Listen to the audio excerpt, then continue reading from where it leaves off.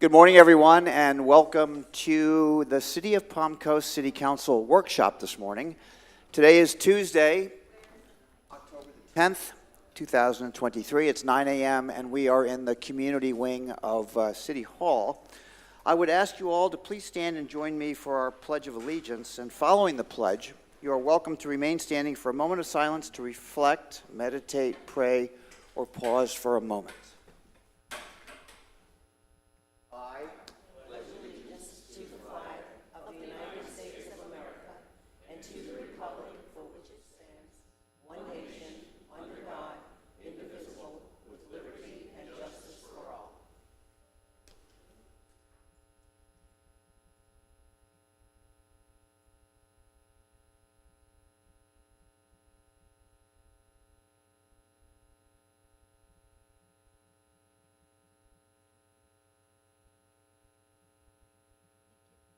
Thank you all. If the clerk would call the roll, please. Mayor Alfin. Present. Vice Mayor Danko. Here. Councilmember Hyder. Present. Councilmember Pontieri. Present. Councilmember Clufus is absent. The next item on the agenda is, of course, public participation, which will precede the agenda, and then we'll have public comment again at the conclusion of the agenda. In order for city staff to be able to respond to your questions or concerns, please fill out a comment card with your contact information. The comment cards can be found on the table near the agendas or available from the communications marketing director seated in the rear of the room.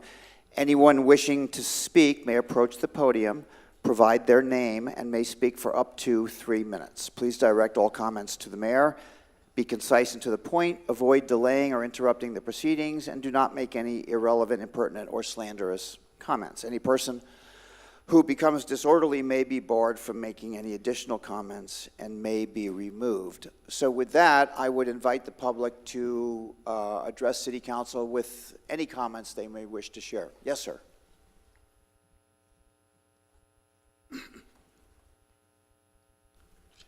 Good morning, Mayor Alfin.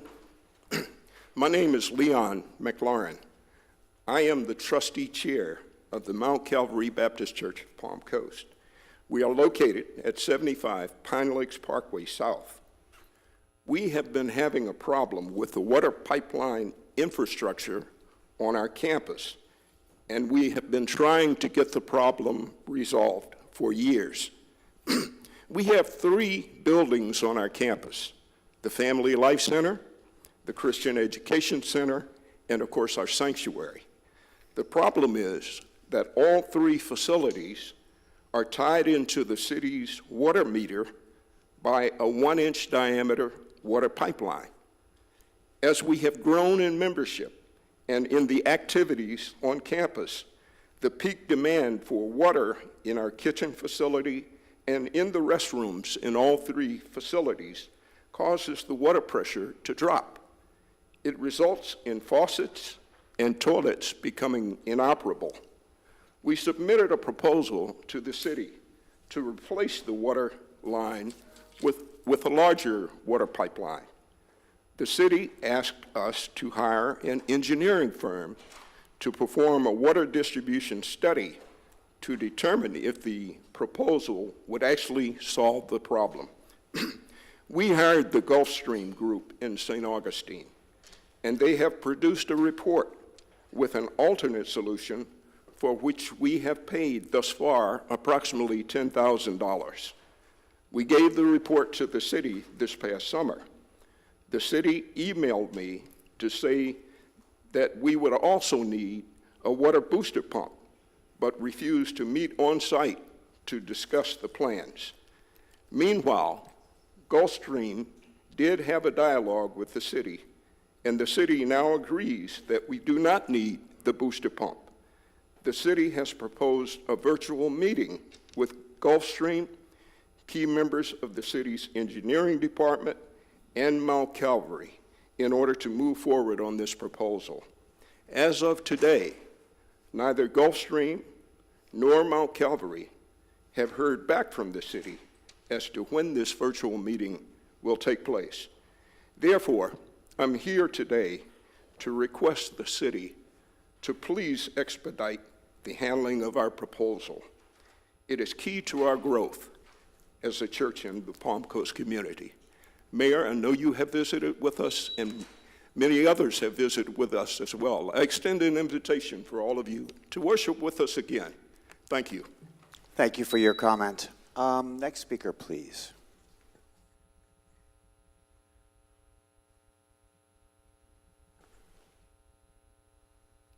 Good morning, Mayor Alphen. Good morning, Councilwoman, Councilmen. My name is Gina Weiss, and I live in the Palm Coast community. 175,000 operations, air traffic control recorded this year at our airport. How many of these are flight school operations, and what percentage of those flight school operations are touch and goes? The airport's operations have increased, along with airport's impact amongst our communities. We also do not have noise studies to measure the impact upon the surrounding communities. There is a total disconnect when an airport outgrows a community, where people have established themselves in their homes only to just move. Previous county officials have been careless in their decision-making about our airport and left our communities in a big mess. So what do all of these words mean? They are meaningless if it falls upon deaf ears, if citizen safety concerns are not addressed or ignored. What I'm getting at is this. This is the first time in the history of Palm Coast that we as citizens are having a meeting with city officials. I see it as a righteous one, okay? Because it shows that you all are concerned. We don't want this to be the one and only. It cannot, since our airport is expanding and will affect more and more lives on the ground. We as citizens and taxpayers and voters have the right to be in the know about our airport expansion, as more development is inevitable of the communities that are close to the airport. We need your support to establish some kind of committee that will bring back transparency, that citizens can go to discuss airport issues and keep people informed about what decisions are being made. There are plenty of communities across the United States that do coexist with nearby airports, but things must be done the right way with respect to everyone's mutual needs in order to coexist. How, and if you want to do this, depends upon all of you. But it's the right thing to do for your citizens and our airport's future. So whether this be a workshop meeting down the line or meeting somewhere else where citizens and airport staff can sit down and have an intelligent, civil conversation, this is all up for you to decide. This is a very crucial time to development, a very important balance between our airport's current existence and expansion and our future residential developments and existing developments surrounding our airport. I thank you and appreciate the opportunity to We appreciate your comments. Thank you. speak. You're welcome. Is there a next speaker, please? Yes, sir.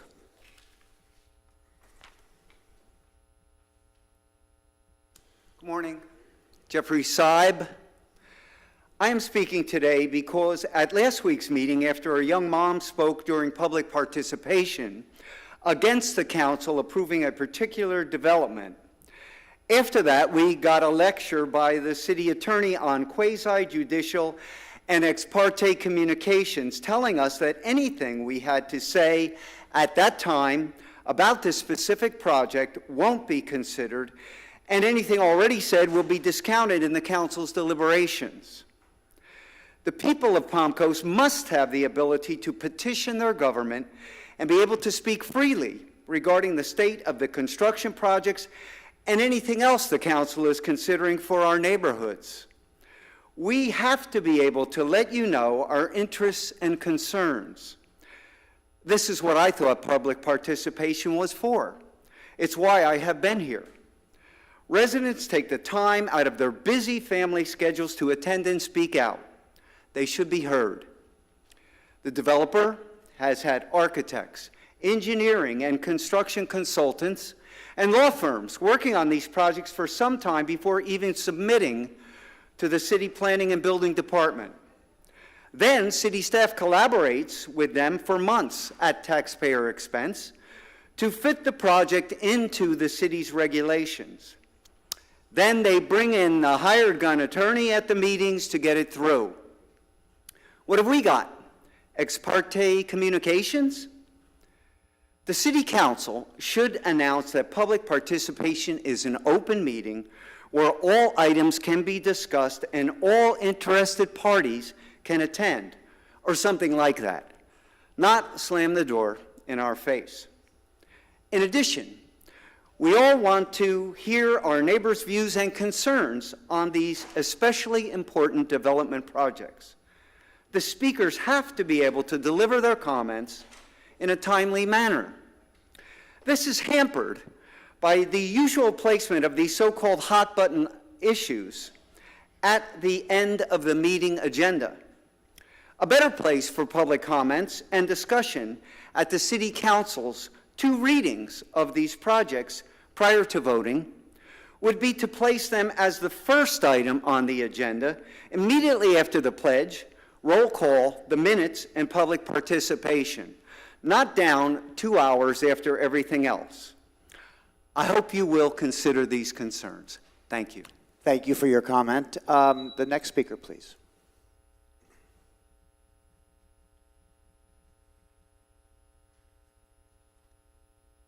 My name is Celia Puglisi, and I live in Palm Coast since 1991. First of all, I want to say thank you to the city, council, mayor, because at least 3 things that have happened lately. First of all, is the requested presentation by our airport today. I really appreciate that. Second, is very important that you're putting bathrooms for us on that Long Creek Preserve. The other one is thank you for, though it's expensive, but maybe this time it's done right.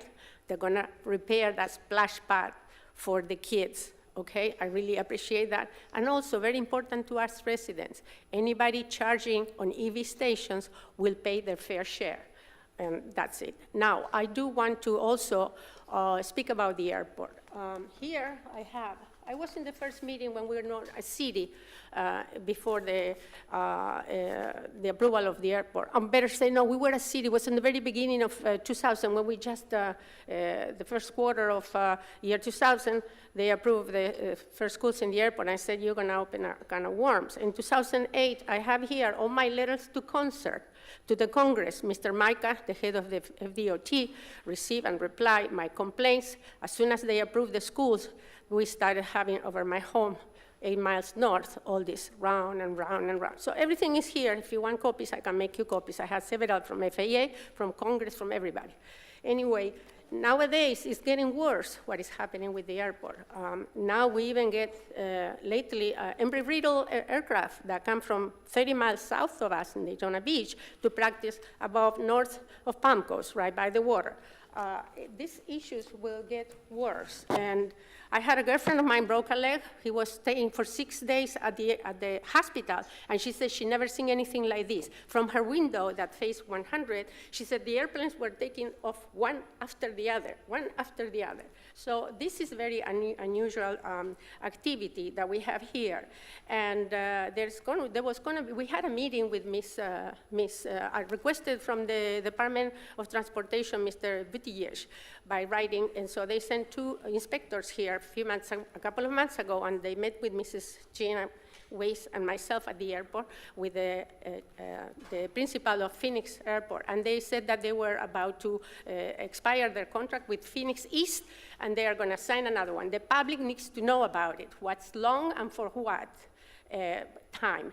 Also, I requested that I receive an excerpt from the airport end of the year, and that shows losses from the airport in that expert. I'm not an accountant, but it can easily be reading. And the lead that this aircraft use, they fall all over the residents, and it's going to be increase the activity. Thank you very much. If you want to leave a copy with the clerk, that would be fine. Are there any other members of the public that would like to address City Council? Yes, sir.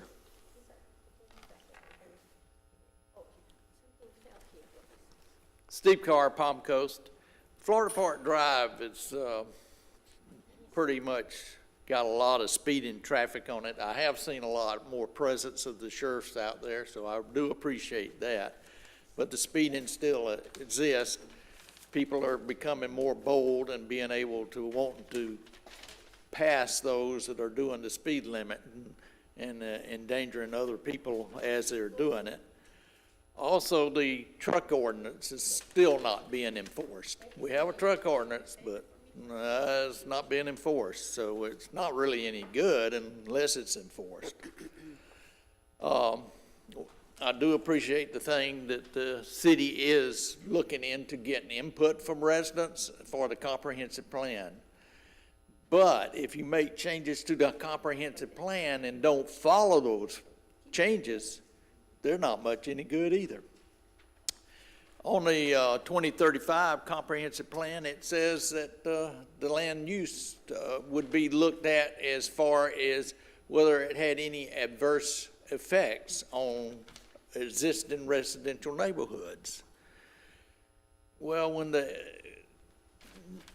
residents bring you where they have been affected, it's not even considered. When traffic adds up into residential neighborhood and all, it's not really considered. It's not considered an adverse effect to them. And then you have the things about where it says what is a nuisance, what affects your welfare, and that's ignored. Traffic noise is a nuisance. You can go and ask residents, what about the traffic on Florida Park Drive? Oh, well, it's horrible. But why don't you ask the proper questions? How is the traffic on Florida Park Drive affecting your health? How are the traffic fumes, dust, affecting your health? Don't just ask, well, how is traffic? Because you're going to get the same answer. It's horrible. Okay, so let's do the right thing. Let's look at the real answers to what residents are experiencing on Florida Park Drive. I've asked before for a health study on Florida Park Drive. That was ignored. I asked for how many, to compare the number of elderly deaths on Florida Park Drive compared to other roads in Palm Coast. That was ignored. So there's a lot of things being ignored that residents really wanted an answer to, but they can't get it. And so I hope this new look at the comprehensive plan will have good results. Thank you. Thank you for your comments. Are there any other members of the public that would like to address City Council at this time? Seeing no one come forward, I will close public comment. Anyone need to comment at this time? We'll follow up, of course, on each of the items that were presented this morning. Anybody? I just, really quickly, because I have been asked several times about public comment, the timing of meetings versus workshops. We do have a workshop on council policies and procedures, I think on October 24th. So anybody who is interested in those policies and procedures or would like to provide any input, I definitely encourage you to come to that workshop at 9 a.m. on the 24th. I just have one quick comment. I often hear in the community from residents about why they're not informed as to when things are happening in council, and they don't have the information that they need, and things are all of a sudden passed through council. So I would just like to, if council or the mayor would like to share with the residents or the individuals here at the meeting what it is they need to do in order to be more informed about what's going on. How can they get that information? I appreciate that. So let me ask our Director of Communications, Ms. Kershaw, to just come up just quickly, because I think this is important information. Let all of our residents, especially those that are listening online today, where they can go to get all of the information on all of the activities related to the city. Sure. So on our website, palmcoast.gov, we put a news release out every Friday before the Tuesday meeting that goes through a detailed explanation of every item that's going to be at the Tuesday meeting. We also have the agendas posted on the website under our city meetings, and we have a newsletter that goes out every Friday night that also recaps all of the information that's going out from the city. Very good. Thank you. You're welcome. Is that very good? Okay, with that, we'll move on to our presentations this morning, and the first presentation will be the Flagler County Airport. So, Ms. Johnson? Yes, good morning, Mayor and City Council. Lauren Johnston, Assistant City Manager. I'm here to introduce Mr. Roy Seeger. He is the Flagler County Airport Director. If Council recalls, you had some questions during this summer's budget presentations, specifically on airport growth, operations, and contributions to economic development. Ms. Bevan and I worked with Flagler County to have Mr. Seeger present to you today. So, Mr. Seeger, we appreciate your service as a retired veteran very much, and the floor is yours. Well, good morning, Mr. Mayor and City Council members and City Manager. I appreciate the opportunity to be here today. Like Lauren said, my name is Roy Seeger. I'm the Director of the Flagler Executive Airport. Not Flagler County anymore. It's been Flagler Executive Airport for many years now, for about 5 or 6. It's been a long time to get that changed, though. So it's the Flagler Executive Airport, and I've been the Airport Director coming on 15 years, and we've had a lot of great things happen at the airport, and I really appreciate the opportunity to come here today to brief you and update on you all the great things that have been going on there. So I'm going to give a little history, because I don't know how much you all know about the airport, so just want to give a little history about the airport. So the airport was constructed by the Navy back in 1942. Then after the war, it was accepted by the Flagler County BOCC. At the time, it was called the Bureau Outlying Field. It was an outlying field for NES Jacksonville. The airport consists of about 1,435 acres. We have 3 runways, one of which is a water runway. We are the only airport in the state of Florida that has its own water runway on airport property. We have 9 taxiways. We even have our own cemetery, 1914, prior to World War I. Pretty interesting. We also have a foreign trade zone. And I always like to ask this question, a lot of people don't realize, but there was a popular movie shot at the airport in 1990. Anybody have any idea what that was? And I will give you a hint. It has absolutely nothing to do with aviation. We give up. Okay. It was Days of Thunder. So when they shot Days of Thunder, they wouldn't allow them to shoot the crash scenes at the speedway, so they shot them at the airport. Airport operation. The airport is one of the county's enterprise fund. It is not supported by ad valorem taxes. It is a self-sustaining business. Everything from salaries to operating expenses, repairs, major projects are all funded from internal revenues generated by fuel sales, building and land leases, and hangar rentals. We generate about $2 million a year. Of that $2 million, after all the bills are paid, about $600,000 goes into the airport coffers. The Flagler Executive is one of the busiest contract towers in the United States. There are 255 contract towers in the United States.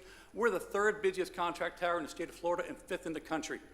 Out of the whole country, there's 511 towers, that's including FAA towers and contract towers, and right now we're the 94th busiest airport in the country.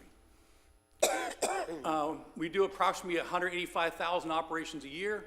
We sell approximately 300,000 gallons of fuel, and we currently have 85 aircraft based at the airport, 3 corporate jets, a couple turboprop aircraft, and 2 helicopters. Like we were saying earlier, airport is busy right now. Year-to-date operations, we didn't get the October numbers in time before I had to send this over. But so far this year, we've had 133,000 operations. You can see last year we had 154,000 operations. If we keep on the track we're going right now, we'll probably be around 175,000, 180,000 operations this year.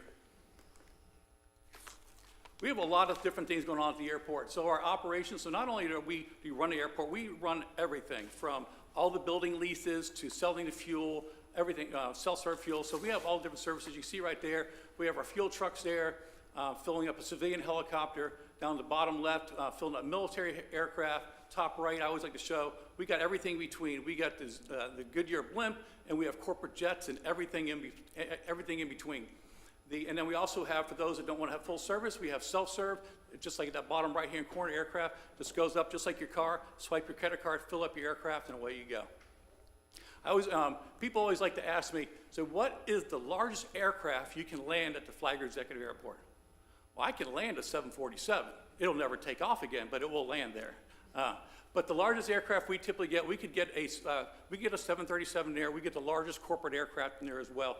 As you see, we get all kinds from our float plane to Haviland Beaver on the lake, 3 different jets right there, the military aircraft with the V-22 Ospreys. Like I said, we get all kinds. We have 1,435 acres. We have our own preserve there. As you say at the bottom, we even have the alligator pull up to the pump there at the bottom left. So we do get all kinds. Speaking of getting all kinds, this is pretty interesting. I thought you all would enjoy this. This has happened not too long ago. We are literally an international airport now. We had a British helicopter, an AW159, fly into our airport. And believe it or not, what they do, I didn't know this, and probably you all didn't know this either, but every year, Britain sends over a ship and puts it over in the BVIs in British Virgin Island during hurricane season. And they do that to take care of their islands in case it's devastated by a hurricane. Well, they didn't have any hurricanes coming, so they said, oh, we'll head up to Jacksonville, do some training with the Coast Guard. Well, when they're at the airport, they came to get some gas, and unfortunately, they broke down. And then they were able to stay with us for a couple weeks and get the airplane fixed, and we got a very nice letter from the commander of the ship, and so it was just nice to keep up with those international relations. Airport's lease inventory. We have 59,400 square feet of office space, 27,000 square feet of hangar space, 56 T-hangar units. We're about to add 42 more, which you'll see here in a moment. We have 10 medium hangars, 1 large hangar. We have a restaurant and a communications tower. The airport also has plenty of developable area. We have 130 acres ready to develop. Quick and easy access to US 1. We have 3-phase underground power, water, sewer, fiber, master stormwater plan, and 30 to 50-year leases options are available. Completed projects. Since I've been here at the airport, we've completed, since 2009, we've completed $61 million worth of projects at the airport. That's all through federal and state grants and also airport funds to fund these various projects. You can see all the different ones we have there, a lot of design projects, a lot of infrastructure. You'll see a lot of infrastructure projects. So basically what you'll see today, the airport has almost completely been redone. Just right here, some people going to Hijackers, now called the Landing Strip Tavern.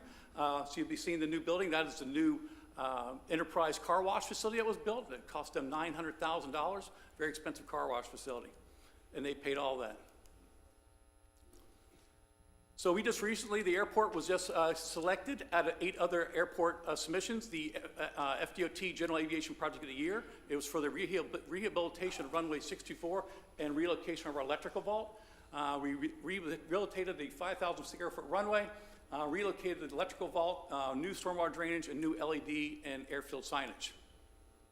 This was our old electrical vault. This is why we got the thing. That was our old one. It was non-environmentally controlled, constant current regulators were not properly separated, and we had no room to expand. So we tore that down, and we built this one. State-of-the-art electrical vault. I know it just looks like a concrete building, but inside it's very nice. Environmentally controlled, has the proper separation for the regulators, room to expand, and area to hook up a generator. So that's what the old one used to look like inside.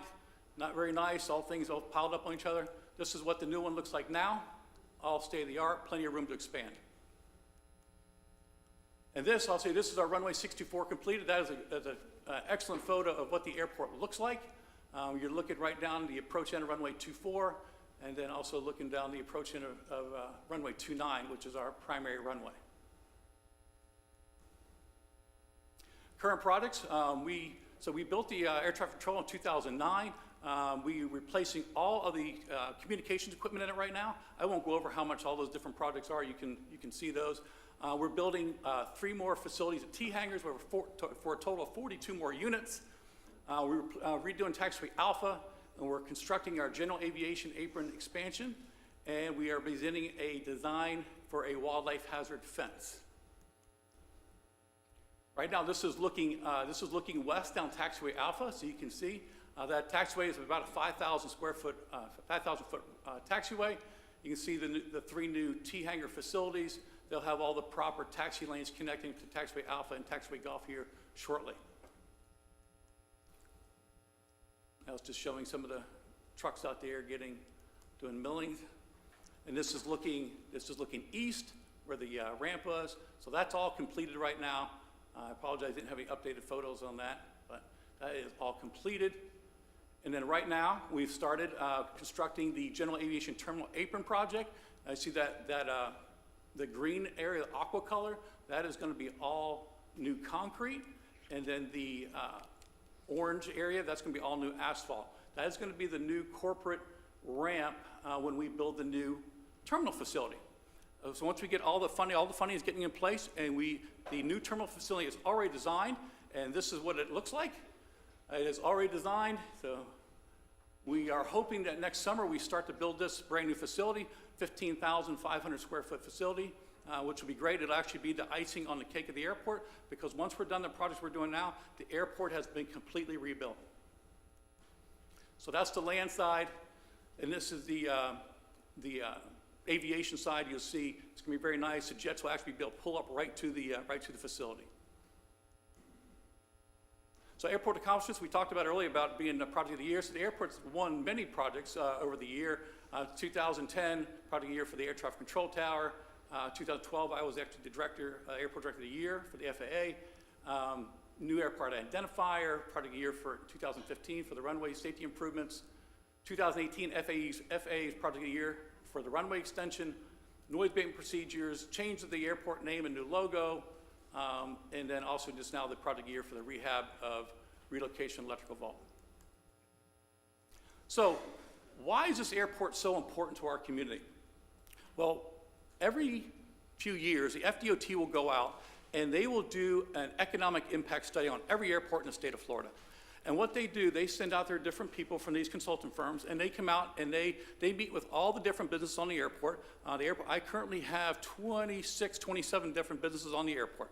And they meet with all these different businesses, and they ask them, how many employees do you have? What's the highest paid employee? What's your lowest paid employee?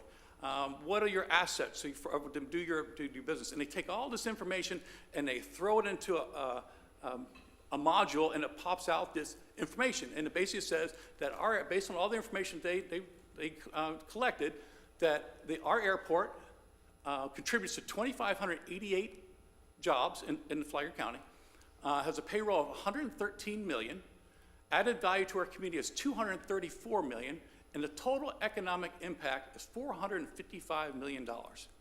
That's a pretty big number, and I'm going to show you how that plays out with the other airports in our community.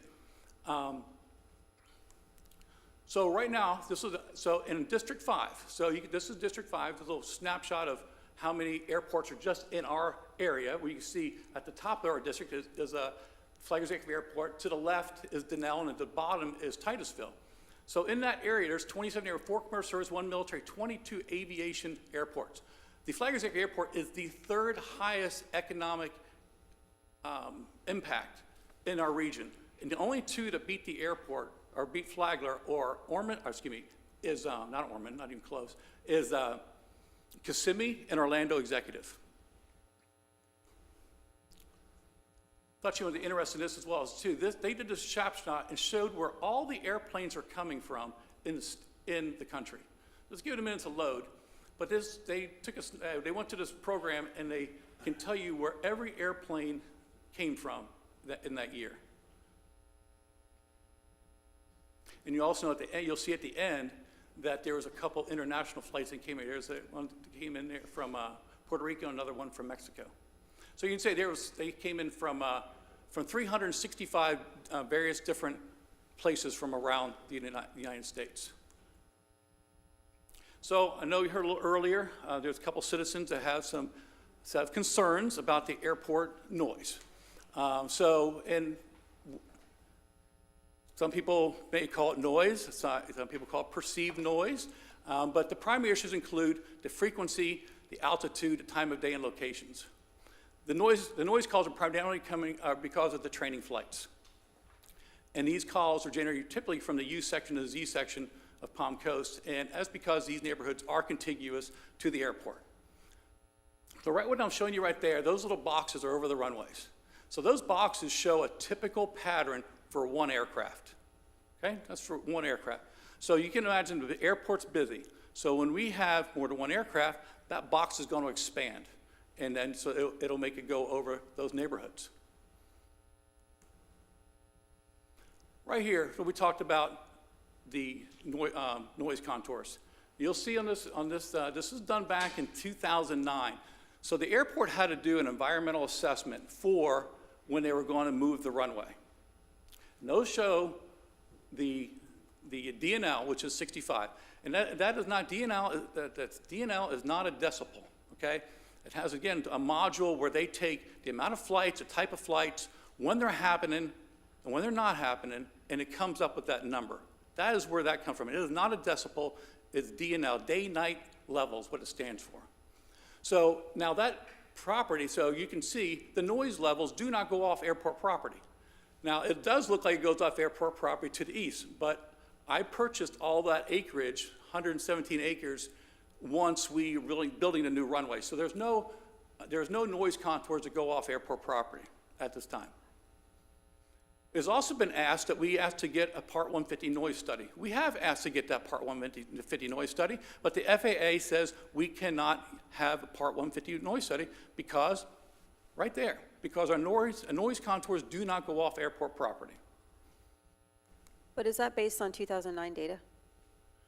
Correct.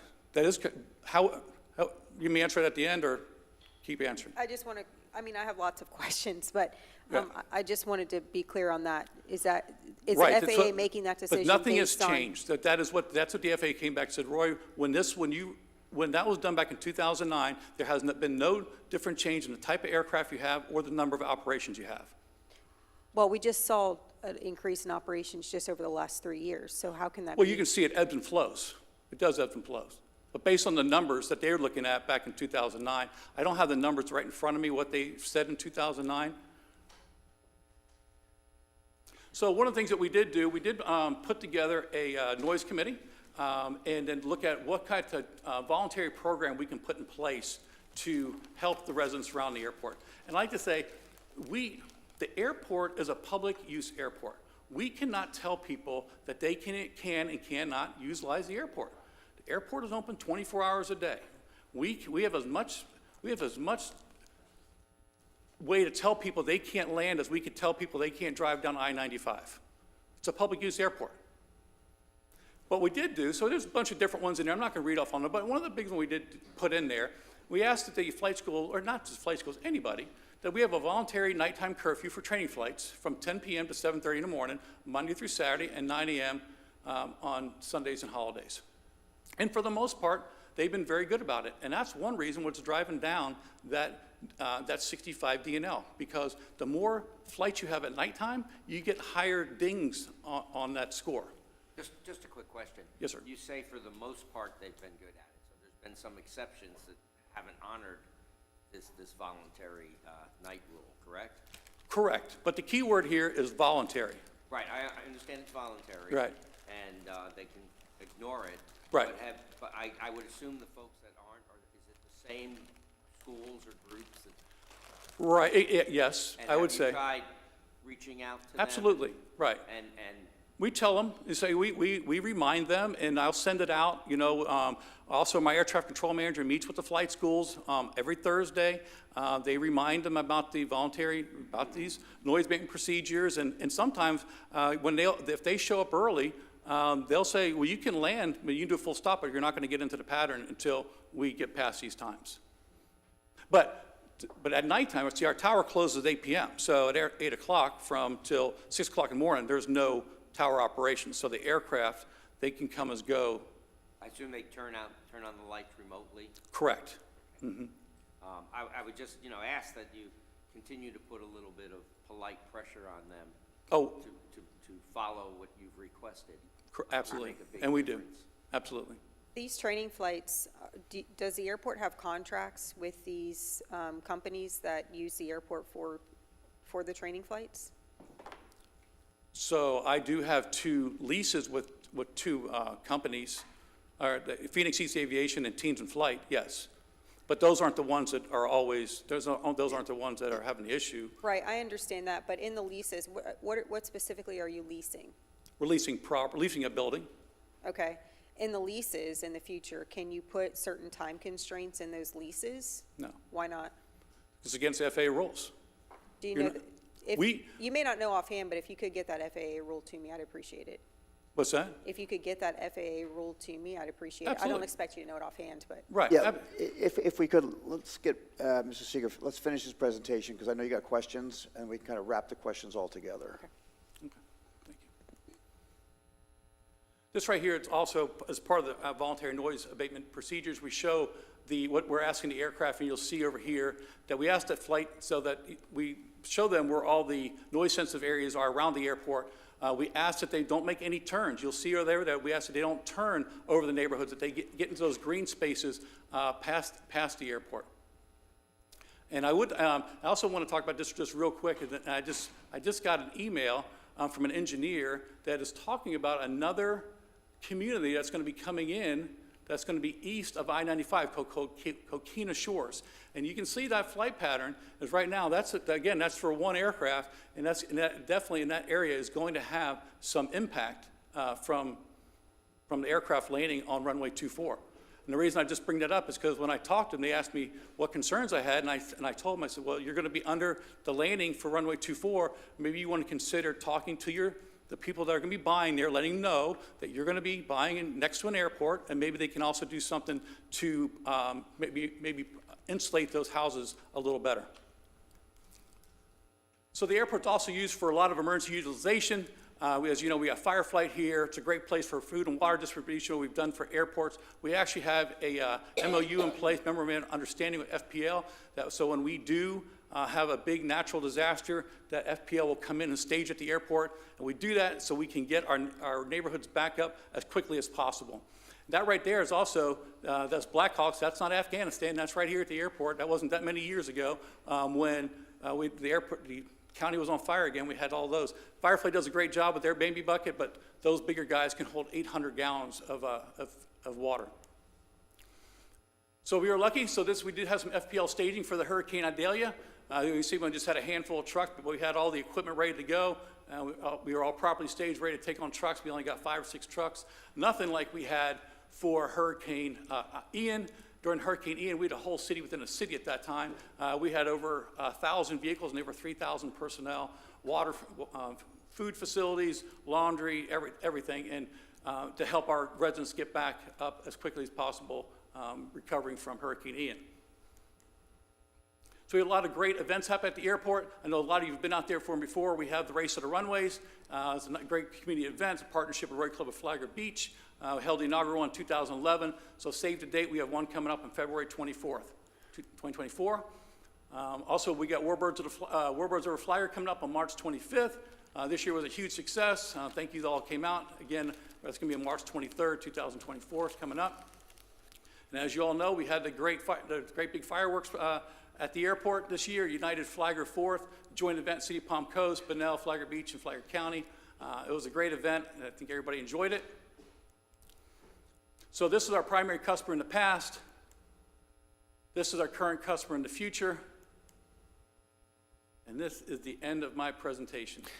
Mr. Seeger, thank you very much for the presentation. I'm glad that we finally got you here, because I think it opens up a really important dialogue. I'll be brief, because I know city council members have questions too.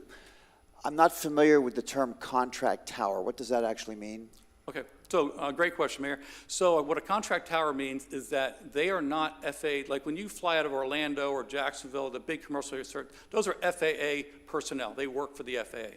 Contract towers are typically people that the FAA pays a contractor to support the tower, to man the tower, and those people that typically, those controllers are typically retired military or were in the military or could be a retired FAA as well. Okay. And my second, it's not really a question, but as you get questions from City Council, what I'm going to ask you, not today, but what I'm going to ask is that since most capital improvement plans are on a 5-year cycle, I'm going to ask you to share with us down the road a little bit, what does this airport look like 10 years from now? So 2 cycles, 2 iterations through capital improvement to give us an idea as we enter into our comp plan discussions so that we have an idea of where you're going with all of this. So with that, I would offer up City Council members. I've toured your airport with you. Mm-hmm. I've been up in your tower. Very impressive operation. But the one thing we're lacking is radar. And I'm just curious, are we getting any closer to finding that money to get that radar in? As you see from those slides, I'm very good at getting money. However, I know you are. however, the FAA is fighting me tooth and nail on this. I cannot, that comes from a whole different pot of money, from a whole different branch of the FAA, and they will not support, they haven't supported, it's just not Flagler, it's any tower getting any type of radar right now. I've actually put a congressional in, I've had Congressman Waltz look into this, and he got the same thing I got. Do we need them to put it in, or? Oh, yeah. Well, we need them because they have to support it. Because what it is, it's a feed of what's called a deep bright system. It's a feed off the radar from Daytona Beach. I'm not getting some big radar site. It's very simple. It really doesn't even cost that very much money, but they won't support it at this time. Is that a safety issue in your opinion? Absolutely, it's a safety issue, yes. And I've stated that in multiple letters to the FAA as well. Okay. Please. So thank you for being here today. This has been long awaited, I know, by myself and many residents, and I recognize the benefits of the airport and appreciate all of the events that occur out there. My concern is truly the expansion of the airport in conjunction with how it's affecting our residents that surround the airport. What we can do to work in conjunction with our development, you know, as we move forward, as you stated, Coquina Shores, those residents will likely be affected. What we're doing in conjunction with the airport and staff to insulate our residents as much as we can, and whether or not the data is actually, and I don't say this to disparage your numbers or anything like that, or you personally, but whether or not they are in fact accurate and up to date. Because I look at this presentation holistically and say to myself, well, how can on the one hand we say, well, we don't need a noise study because the contours, and I'll ask you more questions about the contours in a minute, are the same as they used to be, so FAA is saying we don't need it, but on the other hand, tout increased operations and a need to expand at the same time. Those two things just don't really comport with me. So I guess what I want to know is, and I think it's probably going to require some follow-up data on a granular level, how are we calculating these things? My first question is regarding the funding. So you said the airport's completely self-funded. Did you all operate at a loss last year? I thought I saw that. Okay, I didn't think so, but No. I thought I saw that in some documentation. So the airport is in fact profiting. Absolutely. And has it profited? Has there been a year that it hasn't profited? That you know of? Prior to me getting here, it was very close to not, but then we changed some things around and got the airport going in the right direction again. Okay. And what are the bulk of the revenues again? What's the what? What's the bulk of the revenues? Well, the bulk of the revenue is really we have fuel sales, building and ground leases. Okay. And when you get grants from the FDOT and the state grants that you mentioned, how are those awarded? So FAA grants, when an FAA grant comes out, so an FAA grant is a 90%, so they pay 90%, FDOT pays 8%, airport pays 2%. But how do they determine who gets those grants? I submit, I request. So we have just like you all have a capital improvement plan, we have a 5-year work plan that we sit down and we update every year with the FAA and FDOT. But what do they consider? I mean, do they consider the amount of operations, the traffic, I guess your business? So to all speak? that, so you got to go back a little bit. So airports also operate, we have an airport master plan. That's just like the Bible for an airport. And if you don't have a project in in your airport master plan, it's not going to be built. And so basically when you're going through your airport master plan, you're putting everything in where you think the future of your airport's going. And then they look and say, once you're all done, it doesn't mean can't put on there that's like, I think we need a 10,000-foot runway. Well, you're not going to get a 10,000-foot runway because you don't have those type of aircraft coming to your airport. So everything has to be justified. And it goes back to a question one of your citizens had about, and so that is one of the things that we do. We have an airport master plan, and that airport master plan is adopted by the Board of County Commissioners and adopted by the FAA. When was your master plan adopted by BOCC? By the FAA? The Board of County Commissioners. Oh, that was in 2010, I want to say, 2010. And how long is that master plan for? So master plans are usually good for about 20 years. We've done very well over the last 14 years. Basically, everything in that airport master plan we've done. So we're probably going to be doing a new master plan in the next 2 to 3 years. So you said that you have approximately 185,000 operations per year. What defines an operation?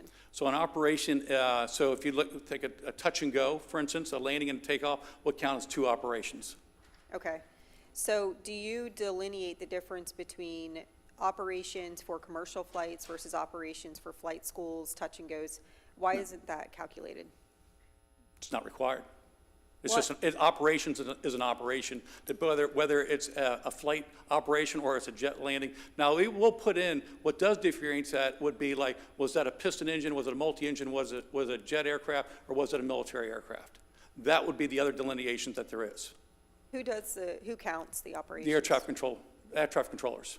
Okay, so can they be instructed to count the different operations? I mean, if they count the engines, why not count the operations? I guess I just don't understand. Is it required to count the engines? It's a busy, as I said, like we said, it's a busy airport. I mean, I don't know if they're gonna, I don't tell the air traffic controllers that they don't report to me. I mean, I work hand in hand with the tower manager. But if I say, can you start keeping track? And I could ask them. You could say no. Is that what you're asking, to track how many training aircraft are coming? Yeah, I asked because I'm trying to ascertain the economic impact from a positive perspective to our city and county of commercial flights versus air flight school. Because a lot of the feedback from the community that I'm sure all of us get pretty often is that the flight school, and you said yourself, a lot of them unfortunately are operating outside of the hours that you want them to, and that we kind of hope they would. That is where the negative impact is coming from. So what I'm trying to figure out is kind of what's the cost benefit here?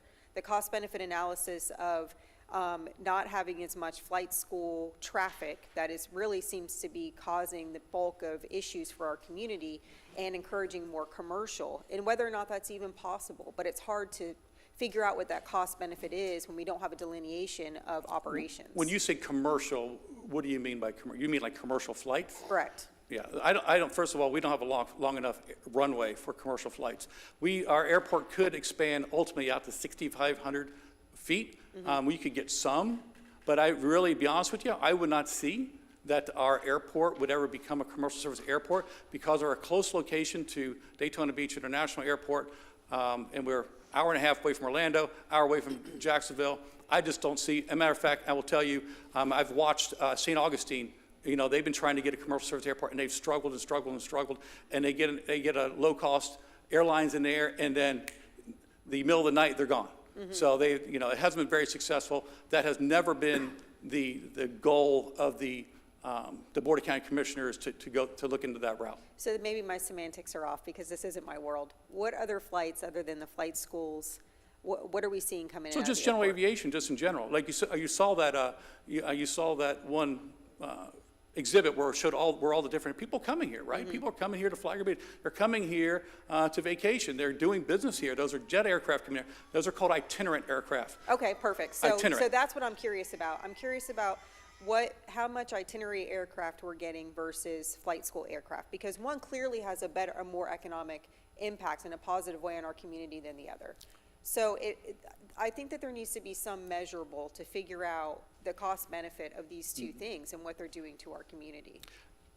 And I understand where you're trying to go with this, but at the end of the day, and I'll get that to you, that we are not allowed to tell one type of aircraft or one type of user that they can't use our airport. Then why have leases?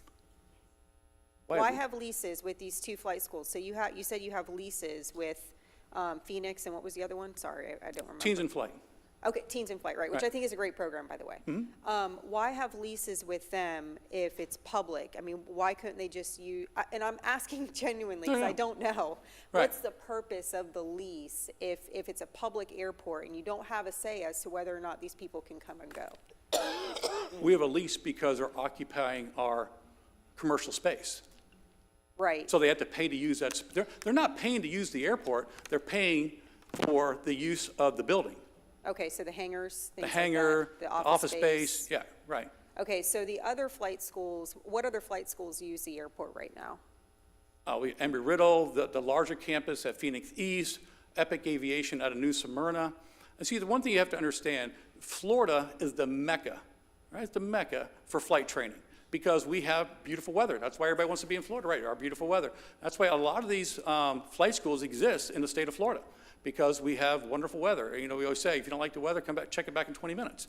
So because we have great weather, they can get a lot of flight time in.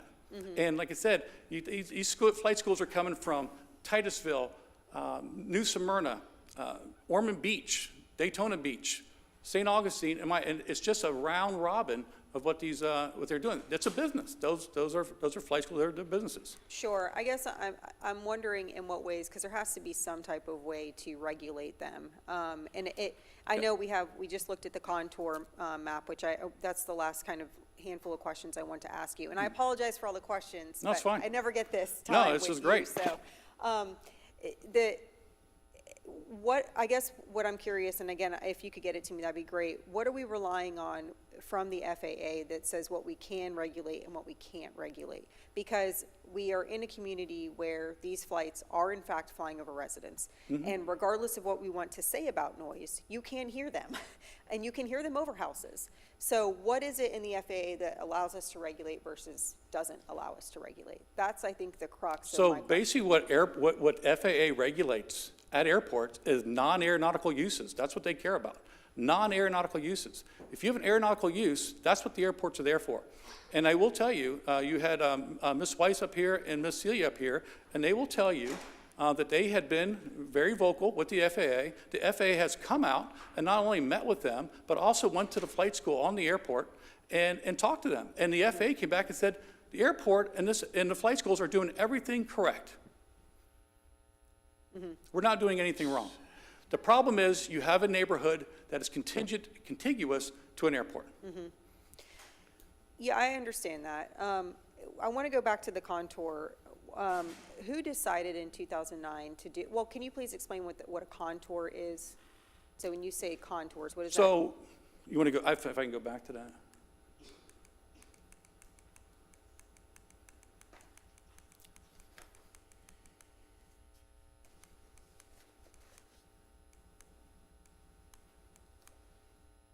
There we go.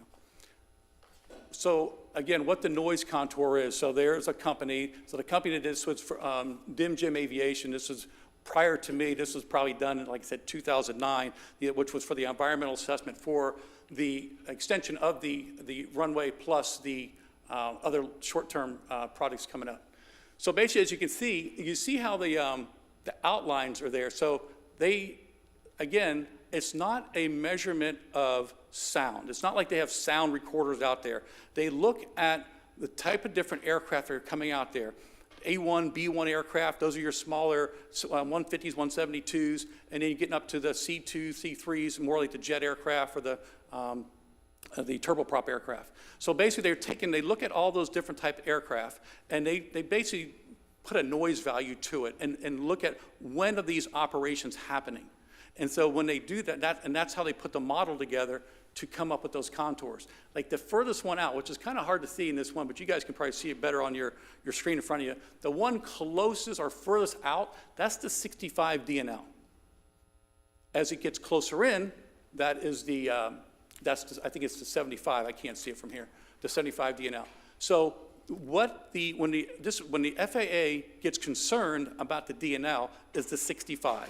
When the 65 goes off airport property. And like you see from here, it doesn't go off airport property. And I'm not going to debate, and I'm not saying not debate, that these residents aren't hearing aircraft. I know they are.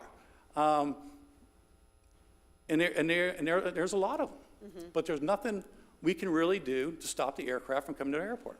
So what's the point of a contour, the environmental contour study? I mean, what can be the end result of these types of studies? Okay, so let's just say those DNLs, that 65 DNL was going off the airport property and it was affecting those houses. Well, then at that point, the FAA could come in and say, oh, all right, we do see there's an issue here.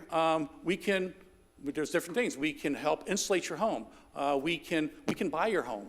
There's different things, there's different programs that they have, that they'll implement. So then what prompts the necessity for another one of these studies? If this was done back in 2009, and we're talking about expansion specifically as a part of your master plan, why not have another one of these studies done? And really, if there is no issue, put it to bed. Well, exactly. And that's why I brought it to the FAA and said, let's do this. And they said, no. But you And brought up a noise study. What I'm asking is, why not have another one of these environmental impact studies that specifically looked at the contours, not doing a noise study based on what the contour study says? Mm-hmm.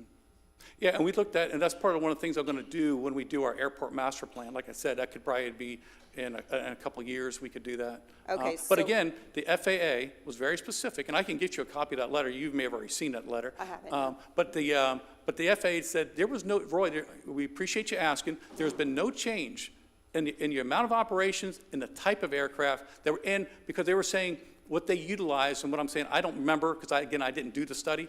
I wasn't here. I don't remember offhand what those numbers they used. So obviously, they went back to that and said, you're not triggering the numbers that, based off these contours that were done in 2009. Mayor, I'm almost done. I know you're getting antsy down there. Well, no, I was going to make a suggestion. Go ahead. One more, and then let me Yeah. just make a suggestion which may be helpful. Yeah, and I'm asking a lot of these questions for the benefit of the public too, because I know there's a lot of curiosity out there. So can we anticipate then, in the next few years, as the master plan is being updated, another contour study being done? Mm-hmm. Okay, great, thank you. And my comment or my suggestion was going to be this. So we're reaching a level of detail which is difficult to digest because we're not in that business. So what I was going to ask city manager to do is have staff find us who our regional contact with the FAA might be, so that we could have additional information and understand where our place is in this as the city of Palm Coast. Yeah, I think, I want to hear from that side as well. I think that's useful. I'd also like to see documents from the past. So I'd like to see the original contour study. I'd like to see, some of the things that we have gotten from the FAA that justify them not doing a noise study, just so that I can look at everything together and picture it all together And in my at head. the onset of our comprehensive plan, I think it's a worthy investment in time, because the airport is there, obviously, so we should learn as much as we can going forward. And I think the FAA is a good route. So I'm assuming there is a regional, perhaps director level, that somebody that we could talk to as a city to kind of get their take on all of this as well? Is that somebody that you could point us towards? So there's the FAA ADO, Airport District Office. Great. I Okay. can put you in contact with them. Perfect, 'cause My program manager is Scott Carroll, so maybe you went a little higher than that. I don't know what your, I don't think we know yet either, but I Okay. do know that we have more questions that we can ask right now, so I think that this is not certainly have a a lot one and more, done. yeah, This so is I'll end it, This is but- it's an ongoing discussion, I think, is what's important here, because what I started you off with is what I really want to know is, what does your place look like 10 years from now? And I'm not asking you for to describe it right now, but that's where I'm going, so that we all know where this ends up in the future. And Councilwoman? I'm going to be brief. So anyway, I'd just like to say thank you very much for the presentation. I learned an awful lot about what the airport does, because I was not aware that the airport played such a vital role in the things that go on here in the city. So I was very impressed by the presentation and like to learn a lot more about it. Also, my question was, what does the airport look like in the future, along with what the mayor asked? Those were my concerns, what it looks like in the future, say 5, 10 years from now. And also, I'd like to find out if I can get a tour of the airport. absolutely. Yeah, that's easy. Very good. I I tell you, just I wanted to, keep it so just simple. real quick, so you showed that one picture, and I just want, if you just give me 2 more minutes, and I will get out of your hair. So that was a great picture of the airport, showing where it's at now.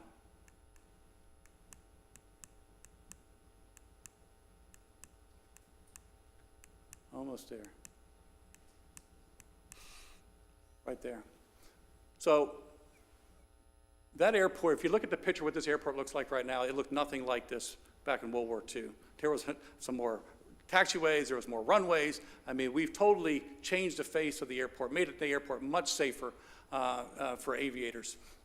And what I say, you look at it, is that really the only thing that I would ever see, if we ever needed it, that we would expand, it could expand, that main runway could expand up to 6,500 feet. And the only other thing that we haven't done, and it's in our airport master plan, is build a parallel runway. And that would just be to be able to separate as the airport gets busier. But you know what? We got to look at this too. We talk about the airport bigger and expanding, but look at Palm Coast. Look at Flagler County, right? I mean, this is happening whether you like it or not. In our city, in our county, it's coming. I mean, I remember when I first moved here, it only took me about 10 minutes to get to work. It took me 20 minutes to get here today.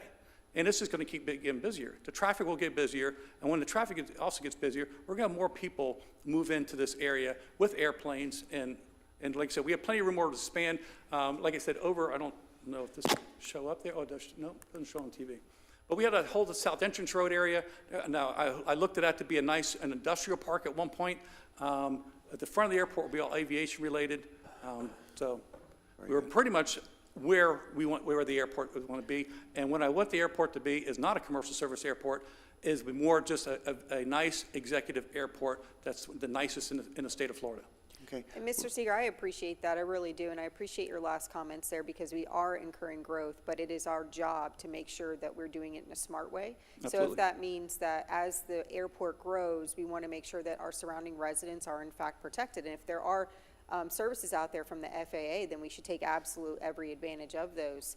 So that's just my goal. My goal is to make sure that you can expand, do what you need to do for the community, but that we're also protecting our residents at the same time. Absolutely. Right. Thank you very much for the presentation.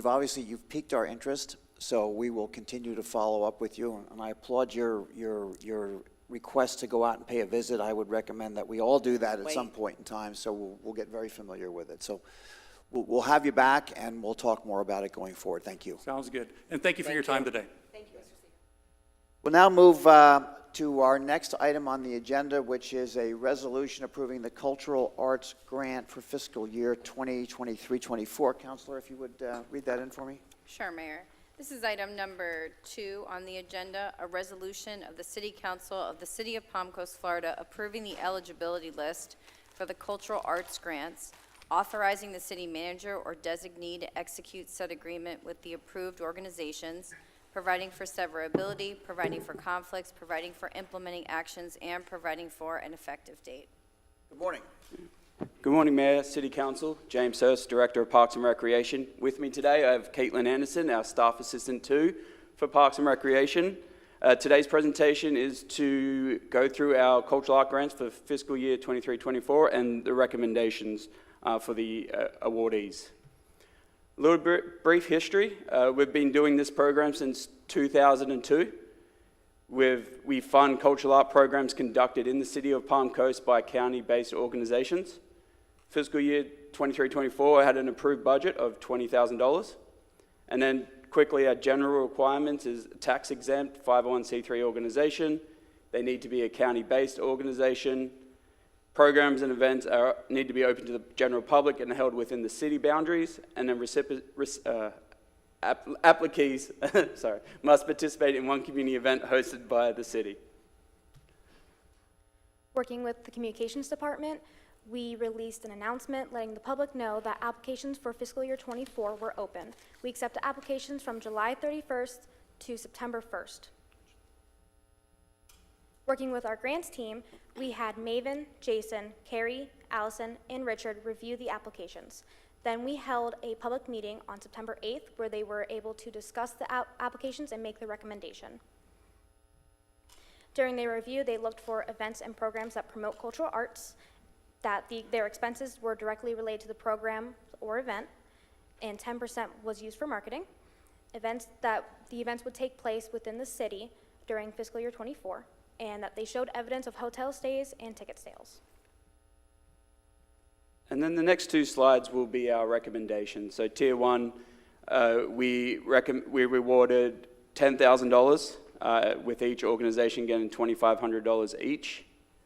And then for our tier 2 recommendations, we awarded $9,999.99, with each of these organizations getting $1,111.11. And that concludes our presentation. So if any questions for Caitlin and I. So, I have no questions. Councilwoman? I just have one, and I don't envy, all of these organizations are so great. They have such good contributions to our community. My question, though, is when I see some of these in the list, and I'm not prioritizing one or the other. I want to be very clear about that. But for instance, the Ed Foundation's huge. I go to their event every year. I very much appreciate what they do. But they have so many other funding sources. And so I'm curious as to whether or not some of these smaller organizations that maybe don't get such high funding and maybe have a larger need, I think $1,111 may be a drop in the bucket to the Ed Foundation, but could really be stretched and better utilized for one of the other organizations. So really curious as to whether or not that was taken into consideration, and if we should consider that as well up here, because I just, again, this is so hard, right? You don't want to exclude anybody, but I really do feel that there are some organizations that perhaps could use the money a little bit more than others, and it's our job to make that tough decision. And so I'm wondering if that should be a consideration for us. Yeah, we recognized a few things like that. Yeah, since 2002, it's been over 10 years, this program's been, and things are growing. Caitlin and I are working hard on trying to create best possible scenarios for everyone, and we try and adapt this program to make it better for everyone each and every year. So we are looking for some feedback from some of our organizations. We met with one yesterday, just to kind of find out their feedback and kind of hopefully we can make this process as fair as possible, but kind of making sure we take into consideration everything that they provide for the community. Do we know if any of these organizations have had, because I have heard this from a few organizations that contribute to our community, have any of them experienced any cuts that in funding that they normally get that they didn't get this year? We're aware of? I'm not sure if I'm aware. The answer is yes. I thought there were. I can't tell you who they all are, but everyone has suffered. There's no question, and are suffering with this as well. Sure, yeah. And just so the arithmetic is clear, it's my understanding that the current process or procedure is you look at all the eligible applications, and you're really dividing the budget number by the number of applications divisible in two tiers. It's really pretty straightforward. It takes that other hard part out. But certainly it would be on our shoulders in the upcoming strategic action plan to fund this cultural arts grant process more heavily than we were able to do this year, if one of us or all of us were wanting to make that a strategic action priority for the future. Because there's no doubt that we put a hurt on all of these folks this year if you look at the request versus the amount that's given. I mean, that's a reference directly to the budget. But again, if we establish it as a priority, and then if you'd like to go further and categorize so I wouldn't know where to begin. The outcome, the benefit, that's personally, I'd like to see us fund it at a higher level so that we can get back to a number that they have historically enjoyed. That would be a first step for me. Mm-hmm. Yeah, I think this is maybe kind of an outcry. Please email me if your organization has experienced cuts in funding that you normally have received in the past that you didn't get this year, so this money would mean that much more, because I really do think that we are, because just in the budget in general, we've had to make tough decisions, and this is no exception. And we can provide last year's numbers for you if you like to. Well, and I'm not talking about cuts from us, I'm talking about cuts from other organizations. I know there are organizations like, I think the Family Life Center just took a really hard cut. So if your organization did in fact incur a cut, please email us so that we know, because we are going to have to make this decision. And I want to help organizations that are in the most need at this time, because we just don't have the money, to make it rain, so to speak, even though we might want to. So that's my only comment. No comments. Does that conclude everything that we need to know at this moment? Councilwoman, I think that's a good idea. I'd like to benefit from each of the asking organizations in terms of where they're at presently. So I think that would be good information for everybody up here, in the sunshine to have that. Very good. All right, if there are no other questions, then is there any additional direction that you're looking for today? No, just recommend approval for next week and for the resolution. Yeah. Very That's good. it. Okay. Thank you. Thank you. Thank you. Moving forward on the agenda, we go to item number 3, which is a presentation by the Parks and Recreation Fee Structure, Background, and Future Analysis discussion. Well, good morning again, Council. James Hurst, Director of Parks and Recreation.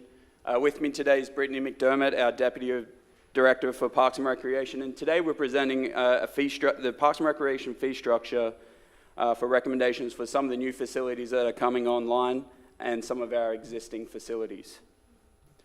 A little bit of background. So our facility fees and pass holder membership fees are approved by resolution through Council. Our last resolution was number 2023-29.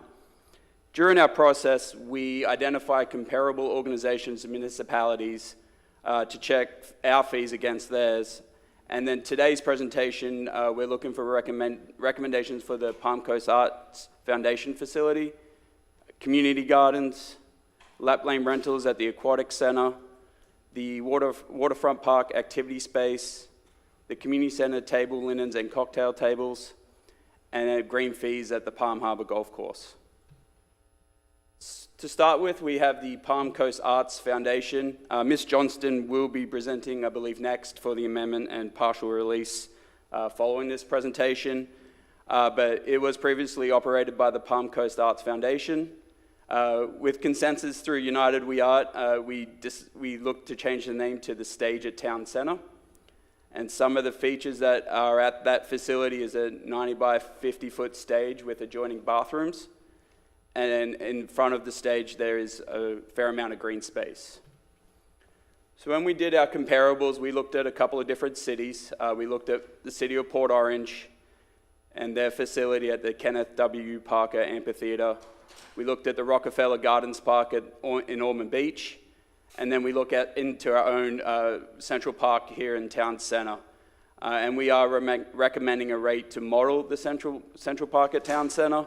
And that would include the security deposit along with the $50 daily for the nonprofit and the for-profit of $250. Next, we have our community gardens, which will be located at the new trailhead at Lehigh Trail. It consists of 18 garden plots, 12 will be standard, and 6 of those will be ADA. We actually have started a waiting list, so we do have some people ready to go and start gardening, which is a good thing. And we are looking to work with the UF IFAS Extension Office in helping us with volunteers and making sure we have some master gardeners that kind of take, I guess, volunteer and just oversee the community gardens along with staff as well will be oversight. But these volunteers go a long way in helping us maintaining good garden plots throughout the community gardens. So we looked at, again, some comparable municipalities. So we looked at the city of Ormond Beach, the city of New Smyrna Beach, and the city of Palatka. Looking at their rates, it seems pretty fair across the board, so we would be recommending a rate of $15 for 6 months, for a 6 months lease for the plot. And then I'll turn the next slide over to Brittany, and she'll go through a couple of different facilities as well.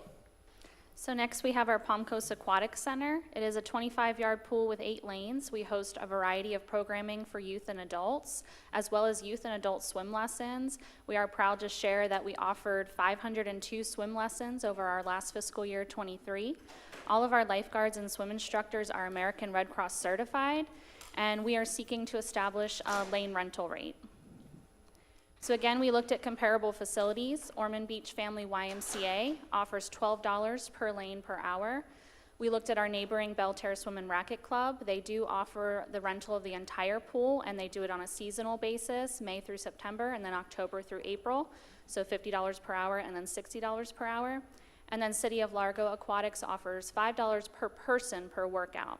So we tried to meet in the middle and kind of find the balance. We do have a lot of lap lane usage with our pass holders, so it's important that we're able to establish this fee and make sure we balance the usage with the community groups that have reached out to us also seeking to use the lap lanes.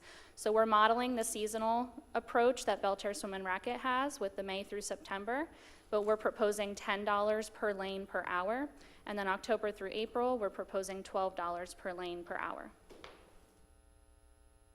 Next is Waterfront Park.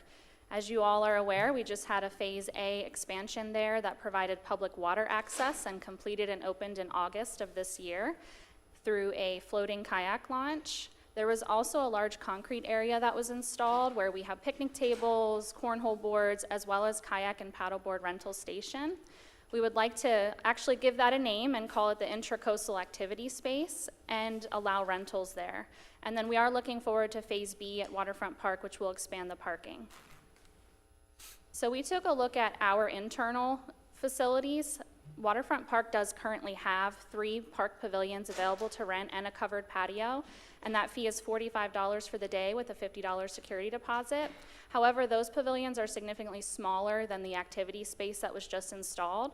So we also took a look at our nearby James F. Holland Memorial Park that does offer larger park pavilions at $75 per increment. We allow time block rentals there for 4 hours just because we do see a much heavier usage and more rentals at that park. So we like to offer more opportunities. And again, it's a $50 security deposit. Because the activity space kind of is in the middle of the park pavilions at Waterfront Park and the larger pavilions at Holland, which has a few more amenities, we're looking to kind of meet in the middle with the fees and offer a $60 daily rate with a $50 security deposit for this space.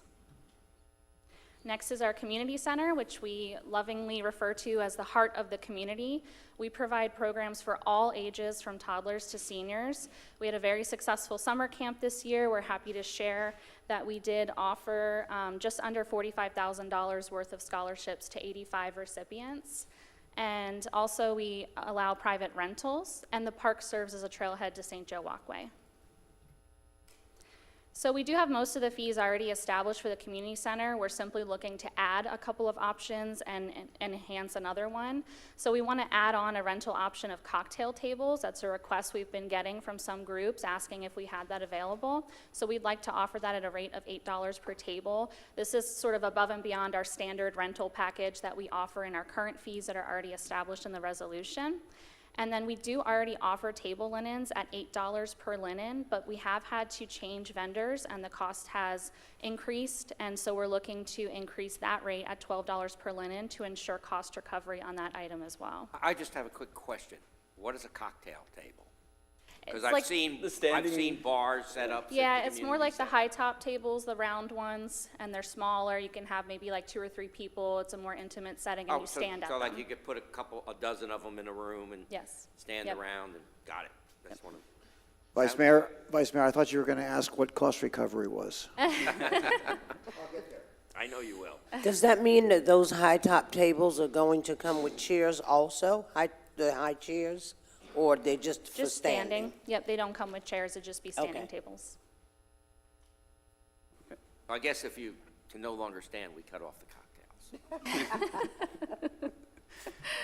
Fair point. Then lastly, we're going to touch on the Palm Harbor Golf Club. It's a full service, the golf course features a full service practice facility with a driving range, putting green, and a chipping green. It's an 18-hole par 72 golf course, and we do host a variety of men's and women's leagues along with our local high school teams as well. This first slide here will show you the green fees for 18 holes. So the comparables is Pine Lake, Cypress Knoll, and Grand Reserve. For Palm Harbor, we would recommend a rate increase of $2 on all our rates. We believe this keeps us comparable with the other golf facilities, but also keeping our high standards that our golfers deserve at the golf course. And then again, this is the green fees for 9 holes. Again, we would recommend a rate of $2 increase for all of Palm Harbor rates. Again, this keeps us compared to these other facilities, along with keeping up with our high standards. And this last part is a proposed change to the administrative process on the fee resolution. You may recall I was here a few weeks ago as a representative of the city's special event review team. We established a very similar process in that fee resolution as well. Essentially, it allows us to administer a consumer price index adjustment of up to 3% with city manager approval. Again, this is not a one-size-fits-all increase. We would follow a very similar process as to what we're doing today. We would look at each and every one of our fees, ensure that we have a good level of cost recovery. If we're falling a little behind on a fee, that's where we would look to administer the increase with approval. And this will just allow us to keep on top of this on an annual basis as opposed to every few years of what we're doing now. And we would still seek to come every 5 years and give you an update on all of our fees. And that concludes. Oh, I think there are going to be questions, but let me just start off. I'm having trouble digesting the actual overall change. In other words, there's a fee in place today, and then is there a comparative that shows us what the fee would be tomorrow? That's part one, and then part two is to the cost recovery. In other words, we charge a fee. Are you able to share what percentage of our cost that does cover? Or I realize it's a mixed bag of items, but from a top level budget, can you give us a feeling so that we understand how the program is being perceived? I'll start. If you don't know, yeah. because you're going to ask us for consensus, so I need to kind of dig in just a little bit. So I'll start with, we did have Exhibit A attached in the backup, which did highlight all the changes we're looking to make. So we have most of our fees established. These are just a few fees we either need to establish because they're new facilities that we didn't currently have fees, or some changes. As far as the cost recovery, it really does depend on each individual fee. Typically what we look for is to cover the cost of staff who may be working a rental or a program that's being charged for. And typically we're looking at those private rentals. It's something that's not generally open to the public, so that's why we're looking to recover the cost, and especially for after hours and weekends. And then also some of the maintenance costs. So when we look at the golf course or some of our other facilities, it can be cleaning supplies, chemicals, things like that we're looking to recover the costs, and we have seen an increase on some of those items. So as one council member, I'm convinced that you've looked at the competition and you've looked at what the rate was and been as delicate and generous as you can be moving forward. So Correct, I think you've done an appropriate job there, but let me ask my fellow city council members how you feel about. I'm just, with these increases, I just want to know that we're going to be making money, not losing money. I mean, have we increased our fees enough so we're still breaking even or moving forward a bit? I would say we don't necessarily look to make money. We are looking to recover the costs. Right. And so there may be some fees that we are still falling a little short on, and that's why we want to offer that CPI increase Like every year so we can stay on Our top golf of it. course, are we? Right, that's why the fee increase is important for the golf course. But I would want to see us Try and make a little bit of money off break that even. golf course, because for so many years we've lost money. And I would expect us to be at least, we still seem to be a little bit lower in price than Cypress Knolls, for instance. Yeah.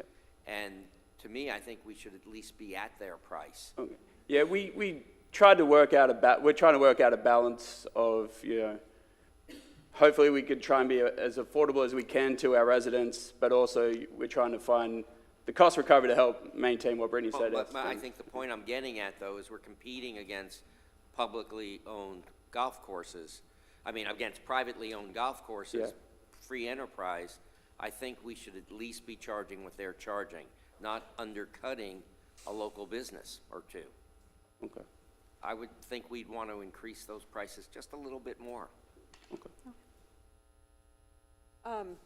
I can appreciate your point, Vice Mayor. I think my concern, and first of all, thank you for the presentation. You guys always come forward with very reasonable solutions to problems, and I think our community is so proud of the amenities that we offer in our green space. So thank you for what you do, and thank you for this. My concern about raising the prices to be more competitive with private courses, because I understand your point, is that we do have such a large retirement community who are on fixed incomes. And so I want to be delicate to that as well.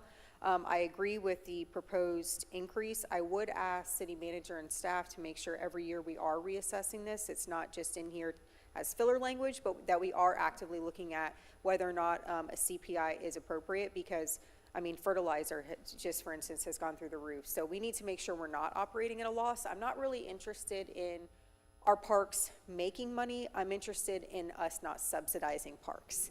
So as long as we are breaking even or coming very, very close there too, and still able to provide a high level of service, I'm satisfied with whatever the price increase is necessary to reach that goal, rather than making this an income-generating enterprise, because then I think we are competing with private business. Yeah, I think you're right. Yeah, I agree with that. It's just on the golf course end, though, which is a private business.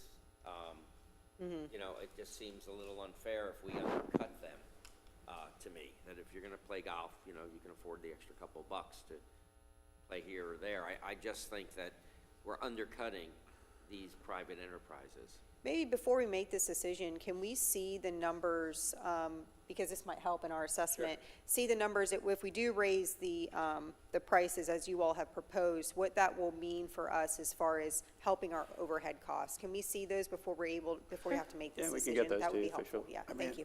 And I think if I may, over and above that, for both of you actually, you make good points.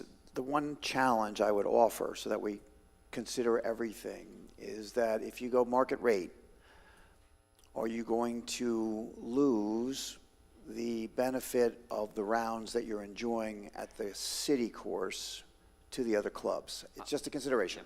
It is a consideration. I think we need a little more detail there. As Councilwoman I have to be Palmieri honest, suggested. I don't know what kind of a timeline we're under, but I think it would be appropriate to hear from I don't know how we do this, the golfing community, because this is not a small issue. This is Big issue. Big conversation. Yeah. And I don't want to treat it lightly, or I don't mean lightly. I don't want to treat it without all of the information necessary, because there are folks that are quite dedicated to that amenity for a very long time, and quite frankly, it's a centerpiece from the original. It's a founding pillar of the community. So I just want to make sure that we assess it properly. All of the amenities, but that one in particular. Yes, thank you for the presentation, and I think all of the comments are relevant, and I'm in agreement with the increases that we've discussed here. However, I do feel that we need to look at the golf course situation a bit closer. So you're looking for some consensus. City Manager, do you want to jump in here? This will come back, what, in another week? Yeah, next week.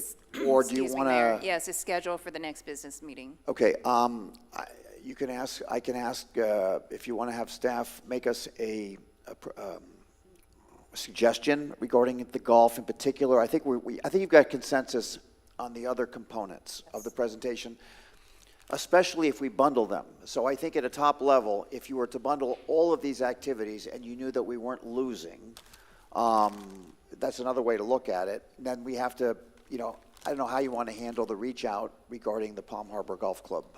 What do you think?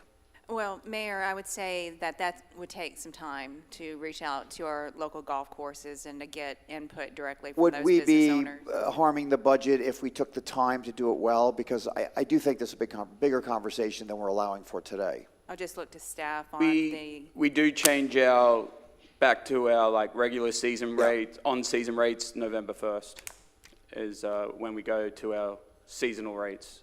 So if you had to delay that by 30 or 60 days, is it the end of the world, or?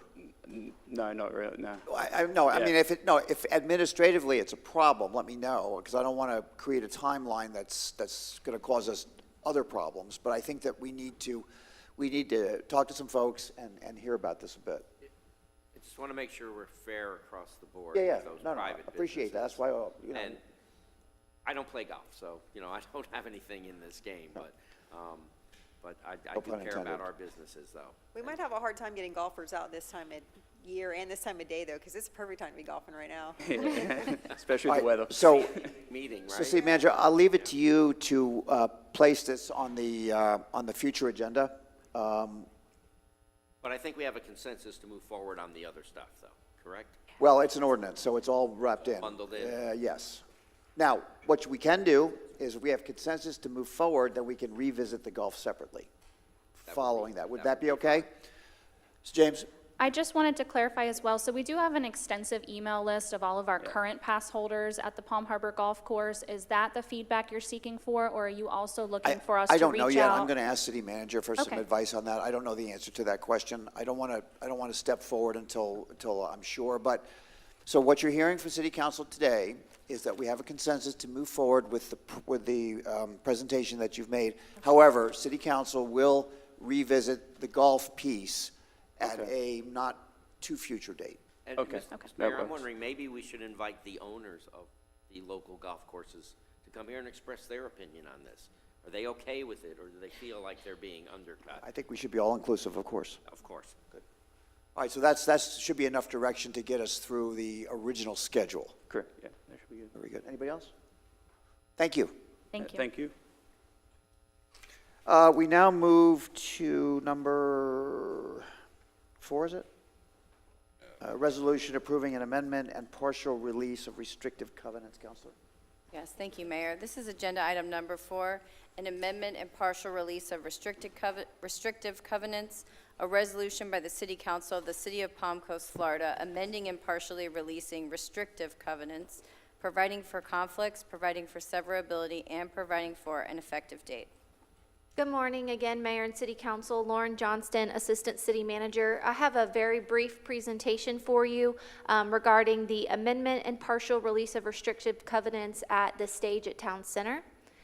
Just to give you a little background and history of the site, in 2014, the city approved a lease amendment with the Palm Coast Arts Foundation, known as PCAF, to allow for construction of an event lawn and performance area of city-owned property within Town Center. This is also designated and deed restricted for cultural arts facility.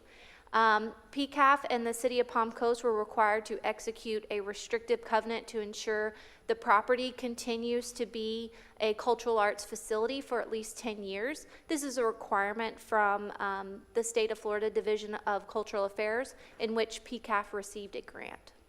The covenant concludes in 2026. So PCAF is transitioning into United We Art, and their purpose is to really create, through United We Art, a mutually beneficial relationship between the city and the art community and the residents. The grant requirements will extend in that Parks and Recreation will work with community partners to host events at the stage at Town Center, and Parks and Recreation, which you just heard before you in the previous presentation, will set a fee structure to allow others to host events at the facility. And this operation was conducted by PCAF in the past. It's very fluid that other outside groups and individuals would host weddings there or events and other entities, and that purpose will still continue just through the Parks and Recreation Department. United We Art will continue to create partnerships with business leaders, foster goodwill between the city and artists to aid in artist-driven fundraising efforts benefiting the city through United We Art. And the next steps would be approving the fee structure that's set forth for facility oversight, and then also approving the amendment and partial release of the restrictive covenants at the stage at Town Center. Any questions? This change is consistent with the cultural study that we had done. Is that correct? Yes, sir. Back in February of this year, the city conducted a master plan, and it basically concluded that this site remain as purposeful for the arts. We're looking forward to creating like some sort of phased approach of what that would look like. But for now, because of the state guidance from this grant, it would remain as a cultural art facility and grounds until 2026. And if I may, I just have one other question. Who is it that's actually responsible for marketing this facility and location? Now it would be Parks and Recreation, the city.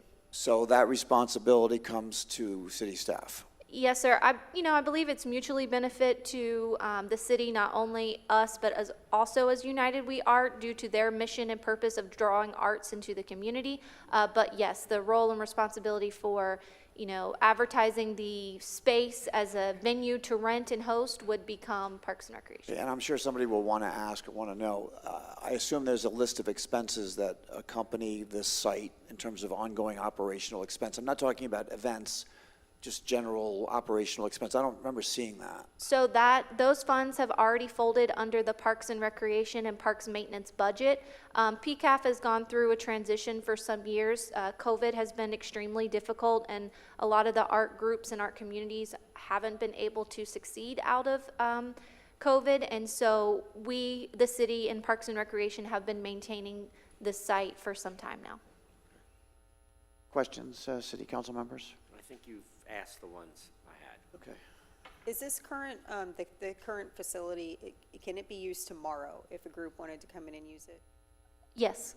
Okay, so as far as there being any initial upfront costs, we don't anticipate anything like that? No. Okay, and I just want to make sure this is consistent with what United We Art desires, and we're not changing the integrity of anything that they've been working on during this time. Yes, ma'am. I have, myself and Mr. Hurst have been attending United We Art meetings to work with them hand in hand to make sure that this is still fulfilling their mission and our purpose together. Do we know why that facility hasn't been utilized? I've never seen anything out there. Do we know why that is so far and what we can do to maybe change that? I guess, is there a plan to help that? Yes, we are working with other community stakeholders to put some things out there. The site is difficult in the fact that drainage and parking. Parks and Rec has hosted Movies in the Park this season out there. So those have been some ongoing things. I know that we're working with the Education Foundation about putting their Josh Cruz Gala out there. So it is starting to see some movement in getting some things out there. Okay, do we know how much, what the extent of the drainage that we need to address is, and have we looked at the cost of that? We have some dollars programmed to do a site analysis this fiscal year, so we will go underway with doing an RFP and hiring a firm to help us with that. Okay, thank you. You're welcome. A good question. To help answer that question, your first question was a good one. For the reason for the marketing question was, for some reason, it has never gained the reputation of being a destination. In other words, people are not looking at that destination for what's up next, what's coming next, and on and on. But with a marketing effort, I assume that you can define a definition, a destination, so that people will begin to look at what's coming up and look forward to that kind of thing. I think that's a good opportunity, perhaps. Yes, thank you, Mayor. We'll continue to work through those efforts. I have no questions. Very good. Thank you. I think you've got consensus to move forward. Okay. We now move to item number 5, which is a resolution exception to Community Development Block Grant, CDBG. Thank you, Mayor. This is a resolution of the City Council of the City of Palm Coast, Florida, approving an exception to the Community Development Block Grant cost feasibility limits, providing for severability, providing for conflicts, providing for implementing actions, and providing for an effective date. Good morning. Good morning, Mayor and City Councilor. I'm Jacqueline Gonzalez, Site Development Coordinator for the Planning Department, and next to me is Jose Papa, Senior Planner. We're here to request an exception to the CDBG cost feasibility limits for a property located at 6 Blakeshire Place. The Community Development Block Grant funds an annual grant to the city from the HUD housing program that gives low and moderate income households to eliminate slum, blight, and sometimes community need due to disaster. We've been running the CDBG owner-occupied housing rehabilitation program since 2012. Some of the goals of the program is to remove unhealthy and hazardous living conditions, also to preserve the existing housing stock and replace some of the standard housing, and enable families to rehabilitate their homes by providing financial and technical assistance. What we're wanting to do, the rules of the program has been established through our local housing plan, which is our LHAP. That LHAP established a limit of $50,000 for a housing unit that has available funds or city manager for us to make changes to the property. Currently, the 6 Blakeshire Place is a qualified housing unit, and the applicant has met the income thresholds. The repairs that are necessary to be done on this home to make it safe and the cost of construction is why we're requesting that we get an exception to the cost limits on this program. Currently on the screen, you'll see that there are some structural deficiencies that are new. When they went to make the bathroom ADA compliant for the homeowner, they found some structural damage that was termite that needs to be repaired, that is affecting the window that needs to be replaced in that bathroom. Also, there was an electrical inspection report that came back saying that the current electrical codes were not met and that the HUD qualifying standards for electrical needed to be updated. On the screen, you'll see some of the damage that was done at 6 Blackshire Place, the termite damage on the property that is needing to be fixed in the bathroom area, as well as on the exterior work on the property. Currently, the cost to repair is $57,315. We're asking for an additional $2685 for unseen overages that may occur once they get in to fix those repairs. Any unused funds will be returned to the program once the final closeout is done. So staff is requesting an exception to allow us to add an additional $10,000 to this property at 6 Blackshire. Do we have any questions at this time? So has this already gone through, is this the recommendation of the committee, Jose, tell me the name of the committee. Sure, our AHAC. Our AHAC does not review individual scopes of services, sir. So this is a staff request? This is a staff request, and it's based on the estimates that we've received from the contractor who's doing the But after this project was approved by the AHAC, right, originally? Yes, well, they look at certainly the allocation of the funds. Okay. Yes, sir. Questions? I mean, this is unfortunately a case of, costs going up and everything else, so. Yeah, I saw in the contractor's bid, their original bid price was $80,900, and it looks like they're going to do it for $57,000, Yeah. so I appreciate that. And Councilwoman, you're right in there in that committee. Any comments? I mean, they do a really good job. No comments. Okay, I think you have consensus from City Council, so thank you. No, thank you. I'm sorry, so the next steps will be that this will be on your agenda next week for final approval. Understood. Okay. Thank you. We now move to item number 6 on the agenda, which is nuisances, offenses, and miscellaneous provisions, Article 3 of the Code of Ordinances, and Division 2 concerning door-to-door solicitation licenses. Counselor, if you would read that in for us. Sure. An ordinance of the City Council of the City of Palm Coast, Florida, amending Chapter 35 nuisances, offenses, and miscellaneous provisions, Article 3, Solicitation, Division 2, Peddlers and Hawkers, Section 35-163, License Required, Application Issuance Term, Section 35-169, License Suspension, and Section 35-170, License Revocation, and Section 35-171, Penalties of the Code of Ordinance of the City of Palm Coast, to provide for a revised application and review process to obtain and hold a solicitation license, providing for severability, codification, conflicts, and an effective date. Thank you. Who's presenting? Thank you. Good morning, Mayor, City Council. My name is Mike Giuliano. I'm the Business Tax Inspector, and I'm with Ms. Barbara Grossman, Code Enforcement Manager. We are here today to present to you the amendment to the code on door-to-door sales license.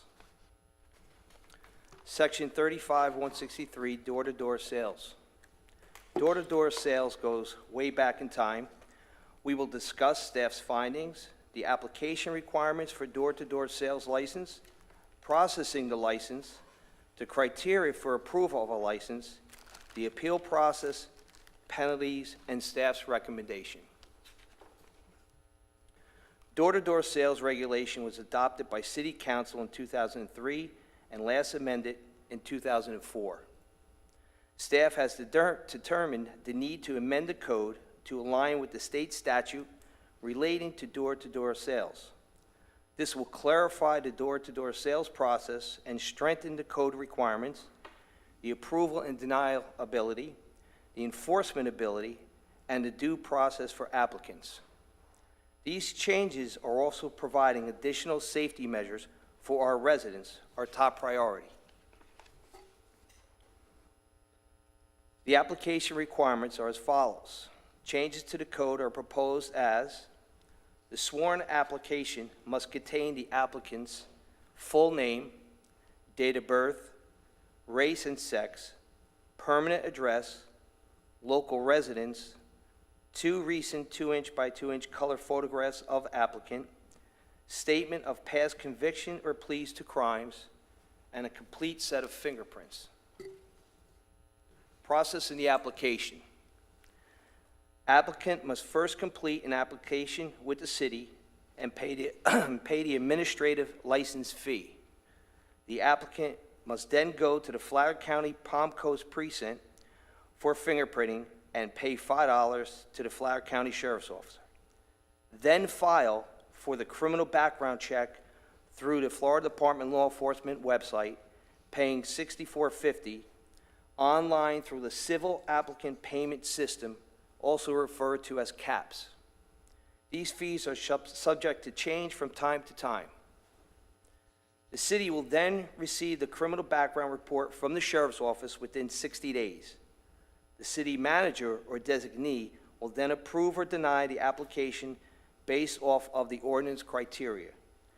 The city will notify the applicant by certified and regular mail of approval or denial, providing the reason of denial and the right to an appeal process. The City of Eden Prairie, Minnesota Police Department issues this type of permit shown ID and has a closure on the license as well. The City of Palm Coast will issue a license very similar to this one. License fees.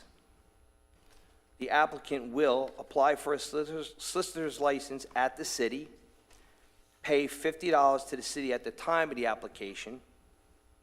That time, drive to the Sheriff's Office, Palm Coast Precinct, and pay the $5 for the sheriff's fingerprinting. The applicant then pays that $64.50 online to the Civil Applicant Payment System using the sheriff's transaction control number for the Florida Department of Law Enforcement's background check, and then waits for the application to be processed. These are the fees at the time, but they are subject to change. The city application process and fee. Fees paid to the City of Palm Coast by the applicant at the time of filing the application. The administrative fee covers processing the application, photo identification badge, and the license for solicitation. Again, this is a fee at this time, but they're subject to change. The criteria for approval modeled from Section 501.22 Florida statute. The criteria for the approval has been modeled from Florida statute Section 501.22 and shall be granted unless the applicant has: 1, been convicted of or entered a plea of guilty or nolo contendere, a crime against the laws of the state or any state or United States involving moral turpitude, fraudulent or dishonest dealing, or the illegal use or sale of a controlled substance, or been convicted of or entered a plea of guilty or nolo contendere to a violation of any of the provisions of Section 501.021-501.055 of the Florida statutes. 2, obtained a license by fraud, false statement, misrepresentation, or failure to truthfully answer any question in the required license application. 3, failed to obtain required county or municipal business tax receipts. Or 4, failed to materially comply with the requirements of this ordinance. After the city manager or designee has determined the applicant has not met the criteria above, an approval for a license shall be denied. If the applicant meets the criteria mentioned above, a denial shall be issued. The applicant can appeal that decision. License issuance and right to appeal. If no grounds for a denial is found, a license shall be issued to the applicant. Licenses are issued for a period not to exceed 12 months from the date of issuance of such license. If a license is denied, the applicant has 30 days to appeal the city manager's decision in writing to the city clerk. The clerk will then schedule a hearing with the hearing officer. Which brings us to the appeal process. The applicant shall have the right to hear the evidence relied upon by the city manager, present evidence and witnesses on the applicant's behalf. The hearing officer shall review the evidence presented and make a determination based on the criteria stated in the ordinance. After the hearing officer shall issue a final decision in writing to the applicant. Sections 35 through 168 through sections 35, 171 of Division 2, which are prohibited acts, license suspension, license revocation, and penalties. Minor changes have been made to sections 35-168 through 171. These sections identify the regulations for prohibited acts, license suspension, and revocation. The changes relate to a city hearing officer hearing the appeals instead of city council. The penalties will be discussed next. Penalties for unlicensed solicitors. The changes made to this section are as follows. A, any person found soliciting without a license shall be penalized in accordance with sections 501.055 and chapter 775 of the Florida statutes, as may be amended. B, any person or persons violating any of the provisions of this division shall be guilty of a misdemeanor, and upon conviction thereof shall be punished by a fine of not more than $1,000 plus costs of prosecution, or by imprisonment for not more than 60 days, or by both fine and cost and imprisonment in the discretion of the court. Which brings us to the recommendation. Staff recommends approval of the ordinance amending Chapter 35, nuisances, offenses, and miscellaneous provisions, Article 3 of the Code of Ordinances, Division 2, concerning door-to-door solicitation licenses. Ms. Grossman and I would like to thank the mayor and city council, and I'm open to any questions you might have. Just quickly, you mentioned penalties. I'm not clear on the enforcement of those penalties. So the penalties I spoke to are for unlicensed solicitors. Unlicensed solicitors, as per the state statute, fall on the local law enforcement in that jurisdiction. Questions from city council members? I have none. Thank you very much for the presentation. So I have a question. I looked at Florida Statute 501.022, and it lists obviously the crimes that we can deny a permit for. Can we add in, though, and it doesn't seem to exclude it because it says it may be granted if the following have not been committed, essentially. Can we add crimes of, and I guess I'm asking council, anything that involved like a crime of violence? Because in the safety of our residents, you know, anything involving assault, battery, domestic violence, sexual assault, you know, these types of things, because that's not included, and that's kind of a big deal to me for people going door to door. I was curious about that, and then also if there's any type of admin fee we can charge for an appeal, because obviously that will take staff time and resources if somebody does file an appeal. And then the last thing is, I didn't see anything in our ordinance that requires the solicitor to be wearing their badge when they go door to door. It's in the statute, but I didn't see it in the ordinance, so I would suggest that as an additional term to add in. We could definitely look into that and have that amended in there. I would support everything you just said. How many applications do you work through a year, roughly? Roughly, the applications are about 100. But and how many licenses do you hand out a year? About 100. A little less than that get denied, about 80. Your question is really good, but I'd have to defer to council on if we can add, I don't know, crimes of violence. I don't know how you do that. There's a term, and I don't know why it's escaping me. It's not, obviously, victimless crimes I'm not so concerned about, but.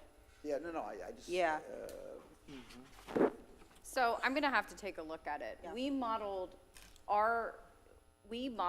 what we're doing by the state statute with the idea that we should be in a pretty good legal position to be able to effectively issue and enforce these licenses.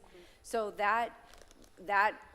those grounds, those criteria come straight out of the Florida statutes. We had to obviously modify other things to meet our code, but I can look at it more and see. I'm just gonna have to do more research, 'cause I Yeah, don't know offhand. I know subsection 4 of the statute says the clerk of court may deny if there's been a conviction or plea of guilty or nolo contender, like you were saying, for certain crimes. So I'm thinking that because the word may is there, it may give us some wiggle room as far as adding further convictions. I just don't Right. know. Yeah, right. I mean, as you can imagine, then we're just potentially getting on a slippery slope. Because then if we have something that happened 20 years ago, and you know what I mean, we're trying to take the discretion to somewhat out of it by putting these criteria in. But I can definitely look to see if there's a guide on specific crimes that maybe other clerks have used. Our county does not do this, does not issue these, which is why the city has taken it upon themselves to do it. So we can check around and see. That would be great, thank you. I would think just on, you said slippery slope, and I understand that, but I would think preventing certain types of folks convicted of the types of crimes we are talking about would be worth getting on that slippery slope.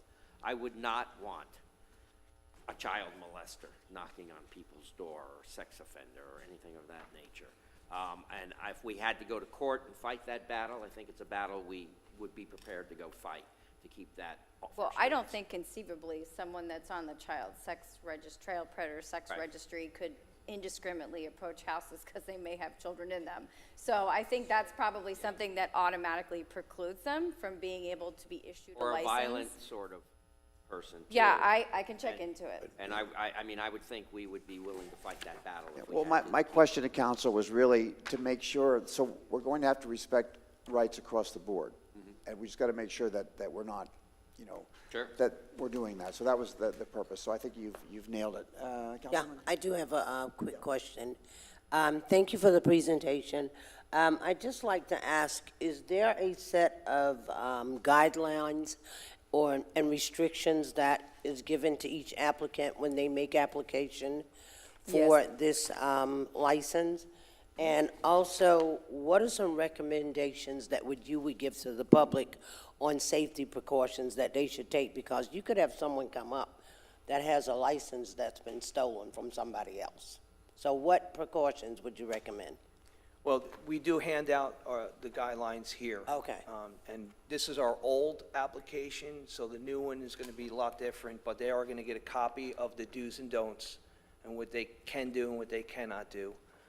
Can I get a copy of that, please? Yes. Thank you. And I'll just note, too, that I believe this, and this is a follow-up to Councilmember Pontieri's question, I think the requirement to have the permit card on is within that document that's attached to the application that says the do's and don'ts for it. But what I'm hearing you say is you wanted it included in the actual ordinance and not just as on the, For administrative enforceability regulations page? purposes, yeah. Okay.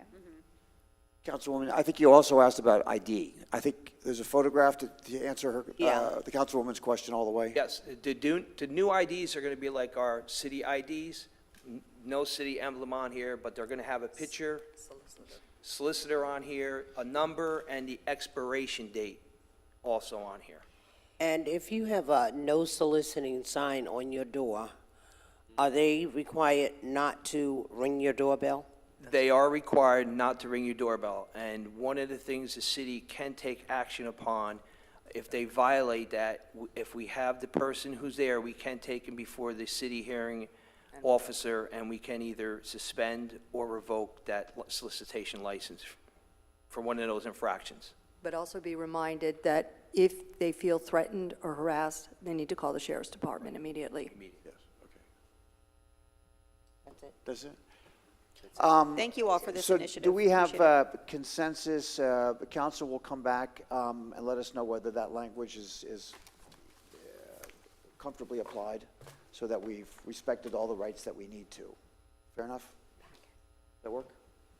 Councilwoman, consensus?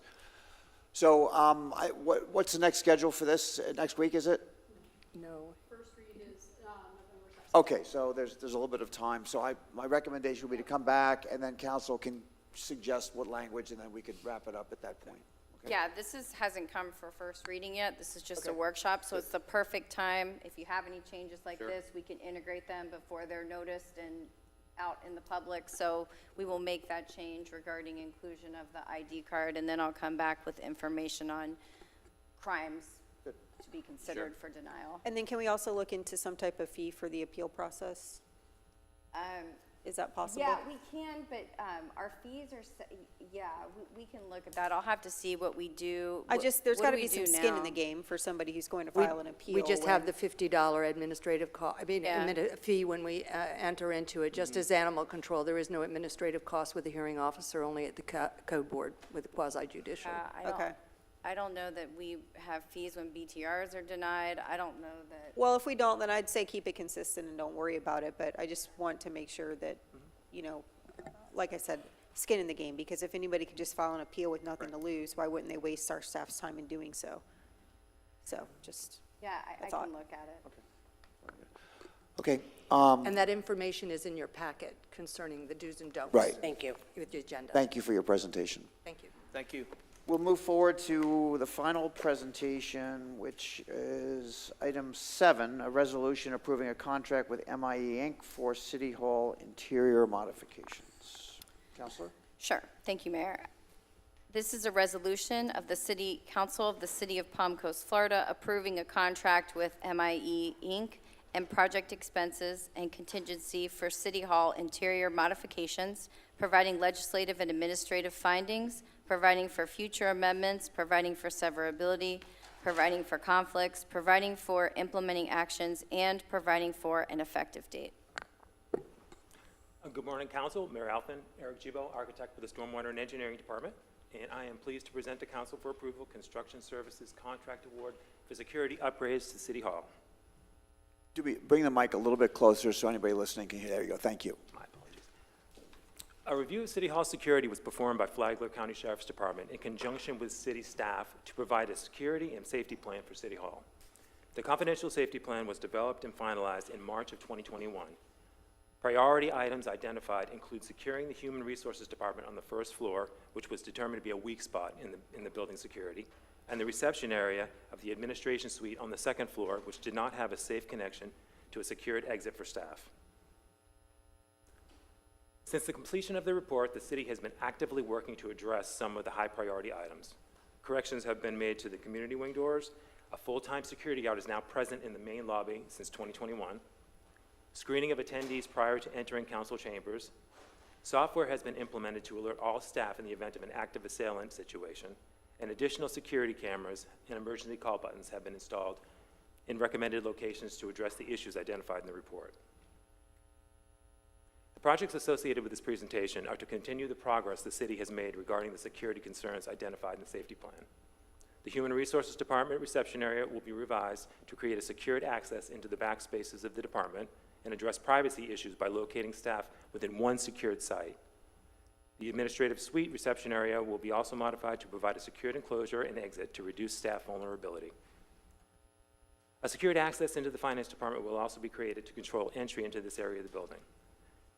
Additionally, the building department will receive minor modifications with the construction of a new partition in a conference room to create 2 new offices, addressing increase in staffing and operations. Under a continuing services contract, Olson Lavoie Corporation provided design and construction documents for the project. Documents were completed in December of 2022. The project was initially bid in mid-December of 2022 with no responses. The project was again rebid with a closing date of June 15, 2023, and 1 bid was received. The majority of the project will be funded through capital projects with the scope of work associated with the building department coming from building enterprise funds. With design complete, the permitting can occur immediately upon issuance of the notice to proceed in October, with construction completion anticipated in April of 2024.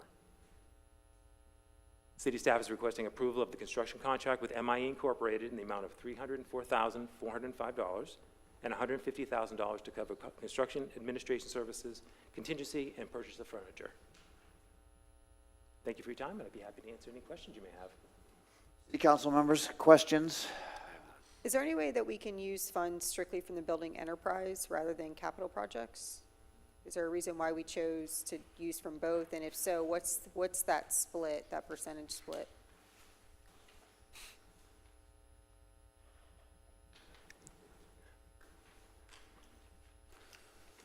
Good morning, Jason DiLorenzo, Chief of Staff. Building fund revenues can only be used for the enforcement of the Florida Building Code.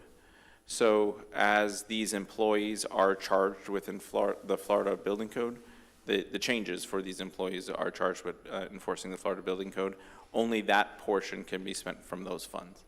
And that's set out in state law, the restriction of those funds. Okay, so we're using what we can from that enterprise fund for what we can use it for, and then the rest is coming from capital projects? Correct. Got it, thank you.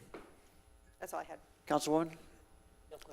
City Manager, the safety concern for your staff, does this address all of our currently known issues? Well, I say this, Mayor, it's a great stride towards making sure that our staff and members of the public feel safe. I would just say that, you know, from anything that we do, there's always a heightened sense of safety, and this is really conquering the majority of what we worked with the Flagler County Sheriff's Office. Okay, I appreciate that, and the only thing I didn't note is there were no reference to anything outside other than perhaps cameras, but, so we're, City Manager, you're okay with the outside of the building in terms of its security, because I think we have to obviously think about both. I am, and then also I just want to applaud our Sheriff's Office partnership, that you see a routine presence in Town Center, and especially on the City Hall campus. Okay, all right, very good. No questions. Consensus? Well, I'm sorry, one more question, sorry. Why so long to complete the project? It looks like we're a year out. Well, again, it went to bid, and we did at one time, and we didn't have any responses. So Sorry? we went to bid at one time, and it didn't have any. We had no So responses. I guess what I'm getting at is, so for safety, you know, sooner is better. Is there? Absolutely. Are we challenging ourselves to shrink the timeline within the current budget so that it gets done sooner than later? There's a possibility we could. All right, thank you. You have consensus. All right, with that, we'll move to the final public participation of today's workshop. So I would invite any members of the public to come forward and speak up to 3 minutes.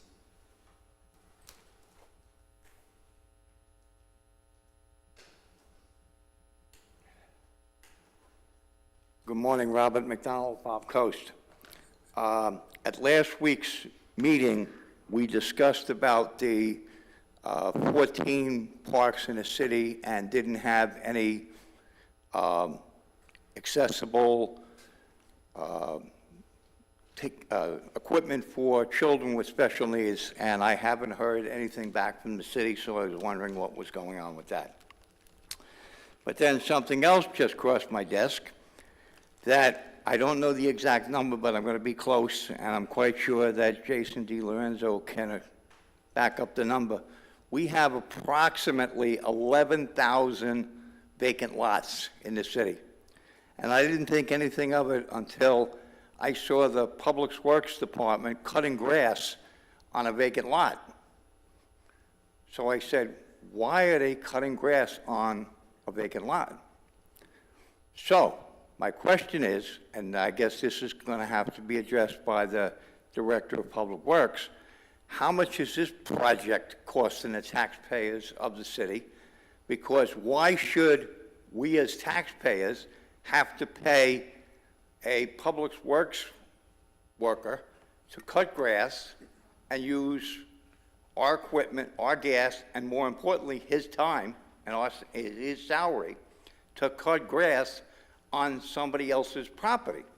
Now, if this is going to be the norm that the Public Works Department is going to cut grass on vacant land, then I want them to come cut grass on my lawn, because I'm paying $100 a month to have a landscaper come in and cut grass.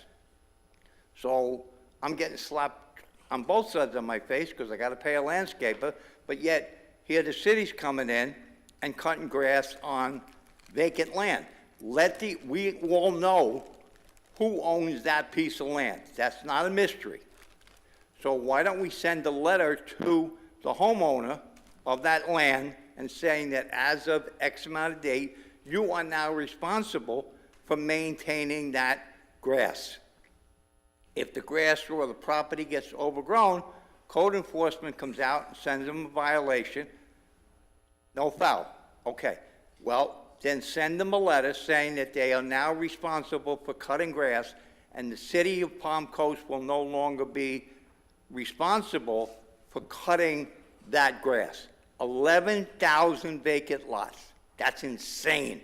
I would love to know how much it's costing the taxpayers to pay for them to cut the grass. Thank you for your comment. City Manager, you follow that up and revert back to the strategic action plan item, I believe? Yes, and Mayor, we'd like to get some more information from the speaker on which property Good. as well. Very good. Thank you. Are there any? Yes, sir.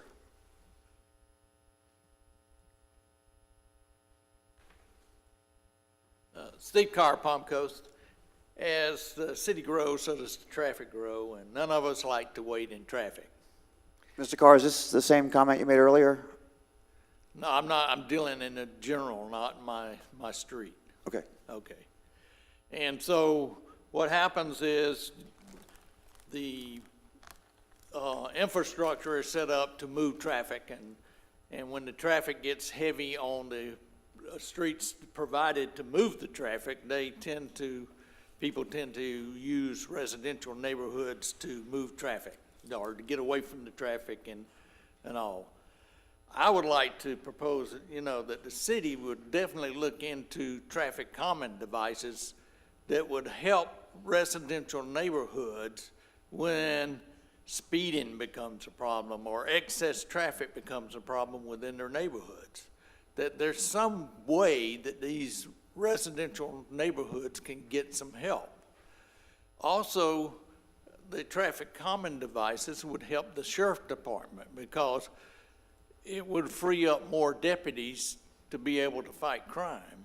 It's been proven in studies that traffic calming devices tend to be self-sustaining as far as helping with traffic issues, which then would not require the sheriff department to be present to do that. Just a thought. Thank you. Thank you for your comment. Next speaker, please.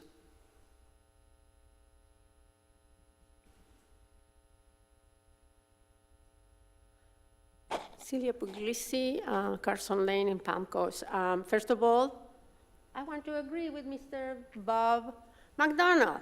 I've been asking for the same for years to the city of Palm Coast. If you multiply $100 that he pays for his loan, I do my own, so I don't pay. So I work hard. And I have a big, wide right of way. Multiply $100 per 11,000 lots. Now the problem is, I believe, I've been told throughout the years that because of Florida statute on vacant land, it is something that is not possible to do. I don't know if something has changed. I don't know if that information I've been giving through the years is right or not, but it would be good that we ask for that. And maybe because these are vacant lots, if we pay a contractor $100 a month, maybe the vacant lot owner should not be charged as much, maybe a little less because it's done by Public Works, but we should not be subsidizing this lot. Because if we can get, I made some figures in the past and I said, hey, we could get something like 1.5 million, I don't know, 700,000 a year. Do you imagine that money could go and help repairing our roads because it's need of funding for our roads. We don't have enough for our roads. So I totally agree here with that. And regarding Mr. Stephen Carr, like I said, I will keep on asking our council and our mayor especially that we spend $163,000 of our taxpayers' money in those beautiful, low, calming traffic islands on Florida Park Drive. And please bring it about today. It was $392,000 to build the two islands, and it was voted down by the new council when Mr. Mayor got on board, and we need them, especially now more than ever before, because you know that they are planning for this Wawa on Florida Park Drive, and that will increase the traffic at least by 200 more cars per hour, will add to the 9,000 existing now. So I'm going to insist again, and with this council, the next one, I'll be here always asking for those two islands, because it'll help the people. Thank you very much. Thank you for your comments. Are there any other speakers that would like to address City Council with final public comment today?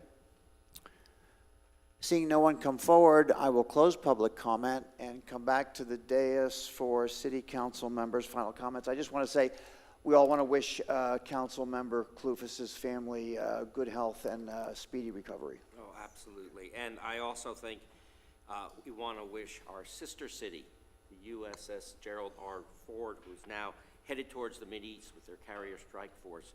Want to wish them the best. We want them to stay safe, be vigilant, and they're in a dangerous part of the world, and they have our support. That's more than 6,000 men and women sailors on board that boat. Yep, both sailors, like myself, and Marines, and, God bless and Godspeed. Councilwoman? Just want to thank staff for the contributions to some of our awesome events this weekend, and also our community outreach and our community contributors to Creekside and to the Pinkon Parade. Both were awesome events. And shout out to the Sheriff's Office. They did win the cheerleader cook-off. But I thought the firefighters did a really good job as well, so that's always fun, and really appreciate what we were able to do this weekend in the community. Councilwoman. Yes, thank you for all the great events that we had this weekend. And just a reminder that we have Veterans Day coming up on November 11th. And I'd like to remind everyone about the Veterans Day Parade, which is going to be held and set up by the city of Bunnell. Good, thank you. Council, any final comment? I have none. City Manager. I have none. I would ask for a motion to I'll make adjourn. that motion. I have a motion. Is there a second? Second. I have a second. We are adjourned. Thank you all.